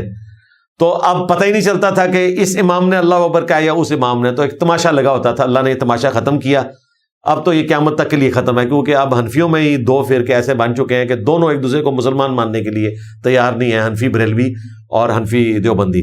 بلکہ یہ اتنے کٹر ہیں کہ انہوں نے اپنے تیسرے بھائی کو فارغ کر دیا، حنفی قادیانی. ہاں قادیانی بھی حنفی ہے. تو ایک تو کافر ہو چکا حنفی قادیانی، پیچھے 2 جو بچے ہیں وہ بھی ایک دوسرے کو مسلمان کو نہیں سمجھتے، میرے بوس کی وجہ سے اکٹھے ہو جائیں. تو بھائی یہ وہ والے 4 مصلے نہیں ہیں. اور اگر آپ نے ان کے ساتھ ان کو کمپیئر کرنا ہے تو آپ کو میں کئی ایک فرق بتا دیتا ہوں، اور یہ میں فلبدی آپ کو بتا رہا ہوں، ابھی میرے دماغ میں ہے کہ دیکھیں ہم نے 4 مصلے ٹانگ دیے، یہ باقاعدہ ٹانگے ہوئے ہیں، یہ آپ سمجھیں وہ 4 مصلے ہم نے ٹانگ دیے. دوسری چیز دیکھیں میں نے ان کو پشت کی ہوئی ہے 4 مصلوں کو، اور سامنے میں نے کتاب و سنت رکھے ہوئے کہ بھائی اب ان مصلوں کا دور ختم ہوا، کتاب و سنت کا دور ہے. یعنی کہ مرنے سے پہلے اے مسلمان کر لے اس پہ غور، کتابوں کا خدا اور ہے اور بابوں کا خدا اور یہ مصلے والے جو بابے ہیں ان کا خدا اور، جنہوں نے یہ ڈالے تھے. میں امام حنیفہ، امام شافعی، احمد بن حنبل، امام مالک کو کچھ نہیں کہہ رہا، ان کے نام پہ جو بدعتیں جاری ہوئی ہیں، ظاہر ہے وہ تو ہمارے محدثین ہیں، ہمارا پورا ایک دین کا سٹرکچر ان کے اوپر کھڑا ہے. جس طرح کرسچن عیسیٰ علیہ السلام کا نام لے کے دھوکہ دے رہے ہیں، آپ نے بھی ان اماموں کا نام لے کے دھوکہ دیا. تو یہ 4 مصلے ہم نے ٹانگ دیے، ان کو پشت پہ لے آئے اور کتابیں سامنے لے آئے. اور اس سے بھی بڑھ کے آپ دیکھیں گے میں کسی مصلے پہ کھڑا نہیں ہوتا ہوں. آپ نے کبھی غور کیا ہے میں کسی مصلے پہ نہیں ہوں، میں نے یہ سینٹر یہ والا رکھا ہوا ہے، ایک مصلہ اس طرف ہے اور پھر ایک اس طرف. میں تو کسی ایک مصلے پہ کھڑا ہی نہیں ہوں، اور یہ اللہ کا شکر ہے اس کا ڈیزائن ایسا تھا کہ مجھے کسی مصلے پہ آنا نہیں پڑا. یہ بڑا غور و تفکر کر کے اس وقت میں نے سوچا تھا کہ مصلہ چوڑا ہے تو ہم مصلے کے درمیان کرسی رکھیں، تو پھر میں نے کہا نہیں یار اس طرح کرنا ذرا مشکل ہو جائے گا، تو بہتر یہ ہے کہ ہم اس کو رکھیں تاکہ یہ 2 محراب نظر آئیں، ورنہ ایک محراب میں نے نظر آنا تھا. دیکھیں اللہ نے مجھے آج کے دن کے لیے بچا کے رکھا ہوا تھا کہ میں ان 4 مصلوں میں کسی کے اوپر نہیں ہوں، کیونکہ آپ دیکھنے میں سینٹر میں ہوں. اور یہ 4 مصلے میں نے پیچھے کر کے کتاب و سنت سے تعارف کروا دیا الحمدللہ. ہمارے خاندان میں زیادہ تر مردوں کو ناف پڑ جاتی ہے اور ہم اس کا دم کرواتے ہیں تو وہ بالکل ٹھیک ہو جاتی ہے، تو کیا ایسا کروانا درست ہے؟ دیکھیں اس میں میری ویڈیو ریکارڈ ہے کہ یہ 5 طریقہ علاج دنیا میں ہمیشہ سے ہے، ان میں سے ایک یہ بھی ہے جھاڑ پھونک کروانا. جھاڑ پھونک میں شرکی الفاظ نہیں ہونے چاہیے. مسلم شریف میں حدیث ہے تم زمانے جاہلیت کے دم بھی مجھ پہ پیش کرو, اگر ان میں شرکیہ کلمات نہیں تو ان کو ویسے ہی کرتے رہو. تو جھاڑ پھونک کو ہم مانتے ہیں. اسی طریقے سے ہربل علاج ہے اور ہومیوپیتھک علاج ہے, ایلوپیتھک ہے. اب تو وہ سوئیوں کے ذریعے بھی علاج کیا جاتا ہے چائنیز کے ہاں, اور مختلف علاج کی شکلیں آئی ہوئی ہیں. بار جھاڑ پھونک کروانا بھی بالکل درست ہے, تو آپ یہ کروا سکتے ہیں. کیا مرد کو ذوالفقار تلوار کا ہار پہننا جائز ہے اگر تلوار کی انگوٹھی پر کندھا کیا گیا ہو؟ جی, مردوں کو اس قسم کی کوئی نہ انگوٹھیاں نہ لاکٹ پہننے کی اجازت ہے. عورتیں پہن سکتی ہیں, اور عورتوں کی مشابہت آپ نے نہیں کرنی. انگوٹھی آپ پہن سکتے ہیں, وہ بھی جس میں نگینہ لگا ہو, یہی سنت ہے. باقی اس طرح کی کوئی چیزیں ثابت نہیں ہے. مدینہ اور مکہ میں دیکھا ہے کہ لوگ نمازیوں کے سامنے سے گزرتے ہیں اور اکثر مجبوری میں گزرنا پڑتا ہے, اس گناہ کا کفارہ کیا ہوگا؟ جی, ہمیں تو نہیں گزرنا پڑا, الحمدللہ کئی دفعہ حاضری ہوئی ہے, سینکڑوں نمازیں پڑھی ہیں, کبھی کسی نمازی کے آگے سے نہیں گزرے, کیونکہ میں نے کوئی ایسا نمازی وہاں دیکھا ہی نہیں ہے جو صلاۃ و تسبیح پڑھ رہا ہو اور مجھے اس کے آگے گزرنے کے لیے 1 گھنٹے کا انتظار کرنا پڑا ہو. آپ راستہ بدل لیں. مجرم اس میں نمازی ہیں جو گزر گاؤں میں پڑھتے ہیں. ادروائز سعودی حکومت نے بڑا مینج کیا ہوا ہے, راستے بالکل لاگے, اس میں تو آپ مسلح ڈال ہی نہیں سکتے. بغیر کسی نمازی کے آگے سے گزرے ہوئے آپ پہنچ سکتے ہیں وہاں تک. باہر سے دروازے سے انٹر ہو, وہ جو راستے ہیں ان میں کون نماز پڑھتا ہے؟ نماز والے مصلی لادہ بچھے ہوتے ہیں. مطاف میں جا کے بعض اوقات یہ صورتحال بنتی ہے, اور وہ بھی اس لیے بنتی ہے کہ لوگ بیوقوفی کرتے ہیں. مطاف میں اگر آپ نے نوافل پڑھنے ہیں تو بھائی کسی کو سامنے کھڑا کر لیں یا بٹھا لیں سامنے. میں اپنی وائف کو سامنے بٹھاتا تھا, اس کے پیچھے نیت کر کے, یعنی نیت سے مراد ہے اس کو سترا بنا کے 2 نفل پڑھ لیتا تھا, پھر میں بیٹھتا تھا, وہ پڑھ لیتی تھی. وہاں پہ کوئی گنجائش نکلتی ہے کہ جو طواف کعبہ کرنے والا ہے وہ اگر کسی نمازی کے آگے سے گزر رہا ہے تو وہ دونوں عبادتیں جو ہے وہ آپس میں کوئنسائڈ کر رہی ہیں, وہ ویسے نہیں گزر رہا, وہ معاملہ ایک الگ ہے, اور وہ بھی اوائڈ کیا جا سکتا ہے. ہم تو اس کو بھی اوائڈ کرتے تھے. باقی یہ کہنا کہ جی یہ بڑی مسجد ہے یا اس میں الاؤ ہے آپ نمازی کے آگے سے گزر سکیں, کوئی ایسی حدیث موجود نہیں ہے. اسی طریقے سے جی آپ سجدہ گاہ تک چھوڑ دیں اور اس کے آگے سے گزر جائیں. بعض کہتے ہیں جی 2 مصلے چھوڑ کے گزر جائیں, اور اللہ کے بندو اللہ سے ڈر جاؤ. اگر یہ چیز ہوتی تو یہ حدیث ہوتی بخاری مسلم میں کہ اگر نمازی کے آگے سے گزرنے کا گناہ معلوم ہوتا تو لوگ 40 تک انتظار کرتے. اب وہ صحابی یا تابعی کہتے ہیں کہ میں بھول گیا ہوں کہ وہ 40 سال تھے, 40 مہینے تھے, 40 ہفتے تھے یا 40 دن تھے. وہ 40 سال تھے بھائی, اور راوی بھول گیا, لیکن ابن ماجہ میں طریق موجود ہے, اس میں 40 سال کے الفاظ ہیں. لہذا جو بخاری مسلم میں وہ راوی بھولا ہوا ہے وہ 40 سال ہے. 40 منٹ بھی نہیں لگنے, ہو سکتا ہے بعض تو ایسے ہیں 40 سیکنڈ بعد اسلام پھیر دیں. ورنہ تو نبی اسلام یہ کہتے ہیں نا کہ 2 صفے چھوڑ کے گزر جاؤ, سترے کا کانسیپٹ ہی نہ ہوتا. حتیٰ کہ آیا کہ سترا رکھا ہوا ہے اور سترے اور آپ کے درمیان سے گزر رہا ہے. بخاری مسلم میں آیا, نبی اسلام نے فرمایا وہ شیطان ہے, اسے جھگڑا کرو. سترے کے اوپر میری بڑی تفصیلی ویڈیو ریکارڈ ہے. یہ انتہائی گناہ والا کام ہے کہ کوئی شخص کسی نمازی کے آگے سے گزرے. آپ نفلی کام کرتے کرتے جو ہے وہ حرام کے مرتکب ہو جائیں. تو حرمین میں بھی لوگ بے دھڑک گزرتے ہیں, اور بعض تو ایسے ہیں جو سجدہ گاہ کے بھی اندر سے گزر جاتے ہیں, کہتے ہیں جائز ہے, اور لیکن عربی نہیں گزرنے دیتے وہاں. عربی فوراً ہاتھ رکھتے ہیں, کیونکہ نبی اسلام فرمایا شیطان ہے, اسے روکنے کی کوشش کرو. جو نماز پڑھنے والے ان کا بھی کام ہے کہ کوئی ستون ڈھونڈے, سائڈ پہ پڑھے. ویسے جب انہوں نے راستے بنا دیے علیحدہ سے, اور ان راستوں کے اوپر مصلے نہیں بنے ہوئے, تو تک نہیں بنتا کہ کوئی شخص شارٹ کٹ کے چکر میں کسی نمازی کے آگے سے گزرنے کی کوشش کرے. آپ ڈائریکٹ مطاف پہ پہنچنے کی کوشش کریں, تو وہاں پہ بھی آپ نے یہ حرکت نہیں کرنی بھائی. اپنے آپ کو اس گناہ سے بچا کے رکھنا ہے. ایک روایت ملتی ہے کمزور سنن ابی داؤد میں, وہ بھی آپ کے کسی کام کی نہیں ہے. وہ یہ ہے کہ اگر کوئی شخص ایک پتھر ہاتھ میں اٹھائے اور پورے زور سے پھینکے, جتنی دور جا کے وہ گرے اس کے آگے آگے سے آپ گزر سکتے ہیں. لو سامو, ہاں, تو یہ کمزور روایت بھی آپ کے کسی کام کی نہیں ہے. وہ بھی اتنی دور بنے گی کہ آپ کہیں گے بھائی اس سے تو شارٹ کٹ اویلیبل ہے. نمازی کے آگے سے آپ گزر سکتے ہی نہیں ہے, اور نمازیوں کا بھی کام ہے کہ وہ اپنے سامنے سترا رکھے. اس حوالے سے میں اہل حدیث کو کریڈٹ دوں گا کہ ان کی مساجد کے اندر سترے کا اہتمام کیا جاتا ہے. لکڑی کے, اس طریقے سے بعض اوقات لوہے کے پائپس کے بنا کے سترے رکھے ہوئے ہوتے ہیں, پوری پوری شیٹس رکھی ہوئی ہوتی ہیں تاکہ نمازی اس اعتبار سے اہتمام کر سکے. اس میں میں نے ایک مشورہ یہ بھی دیا تھا, ہمارے آفس کی مسجد میں یہ انہوں نے مینج کیا کہ مسجد میں انہوں نے دونوں جو ایکسٹریمز ہیں نا دائیں بائیں, اس میں چھوٹے چھوٹے راستے رکھ دیے 2-2 فٹ کے. اس کا فائدہ کیا ہے کہ سلام پھیرنے کے بعد جن لوگوں نے آفس واپس جانا ہوتا تھا, اب وہ پیچھے دیکھتے تھے کہ پیچھے 2-3 صفیں جو ہیں ان میں سے کئی لوگوں کی رکھتے رہ گئی ہیں, تو ان کو انتظار کرنا پڑتا تھا. تو انہوں نے کیا کیا کہ دائیں بائیں 2-2 فٹ کا راستہ چھوڑ دیا, اور جو پہلی صف ہے نا اس کے آگے تھرو آؤٹ سترا رکھا ہوا ہے انہوں نے, اور وہ سترا کتنا ہوگا, اونٹ کی پالان جتنا بخاری مسلم میں آیا, یعنی 1.5 فٹ, یہ 1 ہاتھ کے برابر اسے کہتے ہیں 1.5 فٹ, اور کم از کم اتنا چوڑا. تو انہوں نے پوری وہ ایک شیٹ جو ہے لیمینیشن کی لگا دی ہوئی ہے کھڑی کر کے 1.5 فٹ کی تھرو آؤٹ, صرف مصلے کی جگہ چھوڑی ہوئی ہے جو امام کا مصلہ ہے. اب کیا ہوتا ہے, جو بندہ پہلی صف میں ہے نا اس کے پیچھے 8-10 صفیں ہیں, اور آخری 2 صفوں میں ایسے نمازی ہیں جن کی رکعت چھوٹی ہے اور وہ پڑھ رہے ہیں. وہ کیا کرتے ہیں, وہ سترے کو کراس کرتے ہیں, اور جو دائیں والا ہے وہ دائیں ایکسٹریم پہ چلا جاتا ہے, اینڈ پہ جا کے 2 فٹ کا راستہ اس کو ملتا ہے, تو باہر نکل جاتا ہے. چھوٹی سی ایفرٹ کر کے انہوں نے ساروں کو گناہ سے بچا لیا. اس طریقے سے لیفٹ والا جو اٹھتا ہے وہ 1.5 فٹ کو کراس کرتا ہے, تیسری صف میں ہے, تو اگلے والوں کی تو رکھتے نہیں نہ رہی ہوئی, یعنی اگر آپ سلام پھیر چکے ہیں تو آگے تو کوئی ایسا نہیں ہے جس نے بھی سلام پھیرنا ہے, تو وہ ان نمازیوں میں سے گزر کے اس کو کراس کرتے ہیں, پھر یوں سیدھا ادھر جاتے ہیں اور ادھر سے باہر نکل جاتے ہیں. تو مسجدوں میں اگر یہ اہتمام کر لیا جائے کہ صف کے دائیں اور بائیں, ان مسجدوں میں جو بڑی مسجدیں ہیں 2-2 فٹ کے راستے صرف چھوڑ دیے جائیں, تاکہ صف کا ٹوٹنا بھی لازم نہ آئے. سینٹر میں نہ چھوڑیں آپ, دائیں بائیں چھوڑیں, صف کنٹینیوس رہے. چوتھی 5ویں صف سے بھی بندہ آگے ہے, بجائے وہ پیچھے جا کے اور یوں کر کے دیکھنا شروع کر دے اس نمازی کو جس کی رکھتے رہ گئی ہیں, وہ بیچارہ ویسے ہی کنفیوز ہو جائے گا. ایسے بھی ہوتا ہے, لوگوں کی توجہ بڑھ جاتی ہے. جب ایک بندہ آپ کی طرف دیکھ رہا ہے, آپ نے اگر وہ رکعت 2 منٹ میں ختم کرنی ہے, آپ 1.5 منٹ کے چکر میں پڑھیں گے, ہو سکتا ہے بھول بھی جائیں. تو یہ تو زیادتی والی بات ہے ایک نمازی کو اس طریقے سے تنگ کرنا.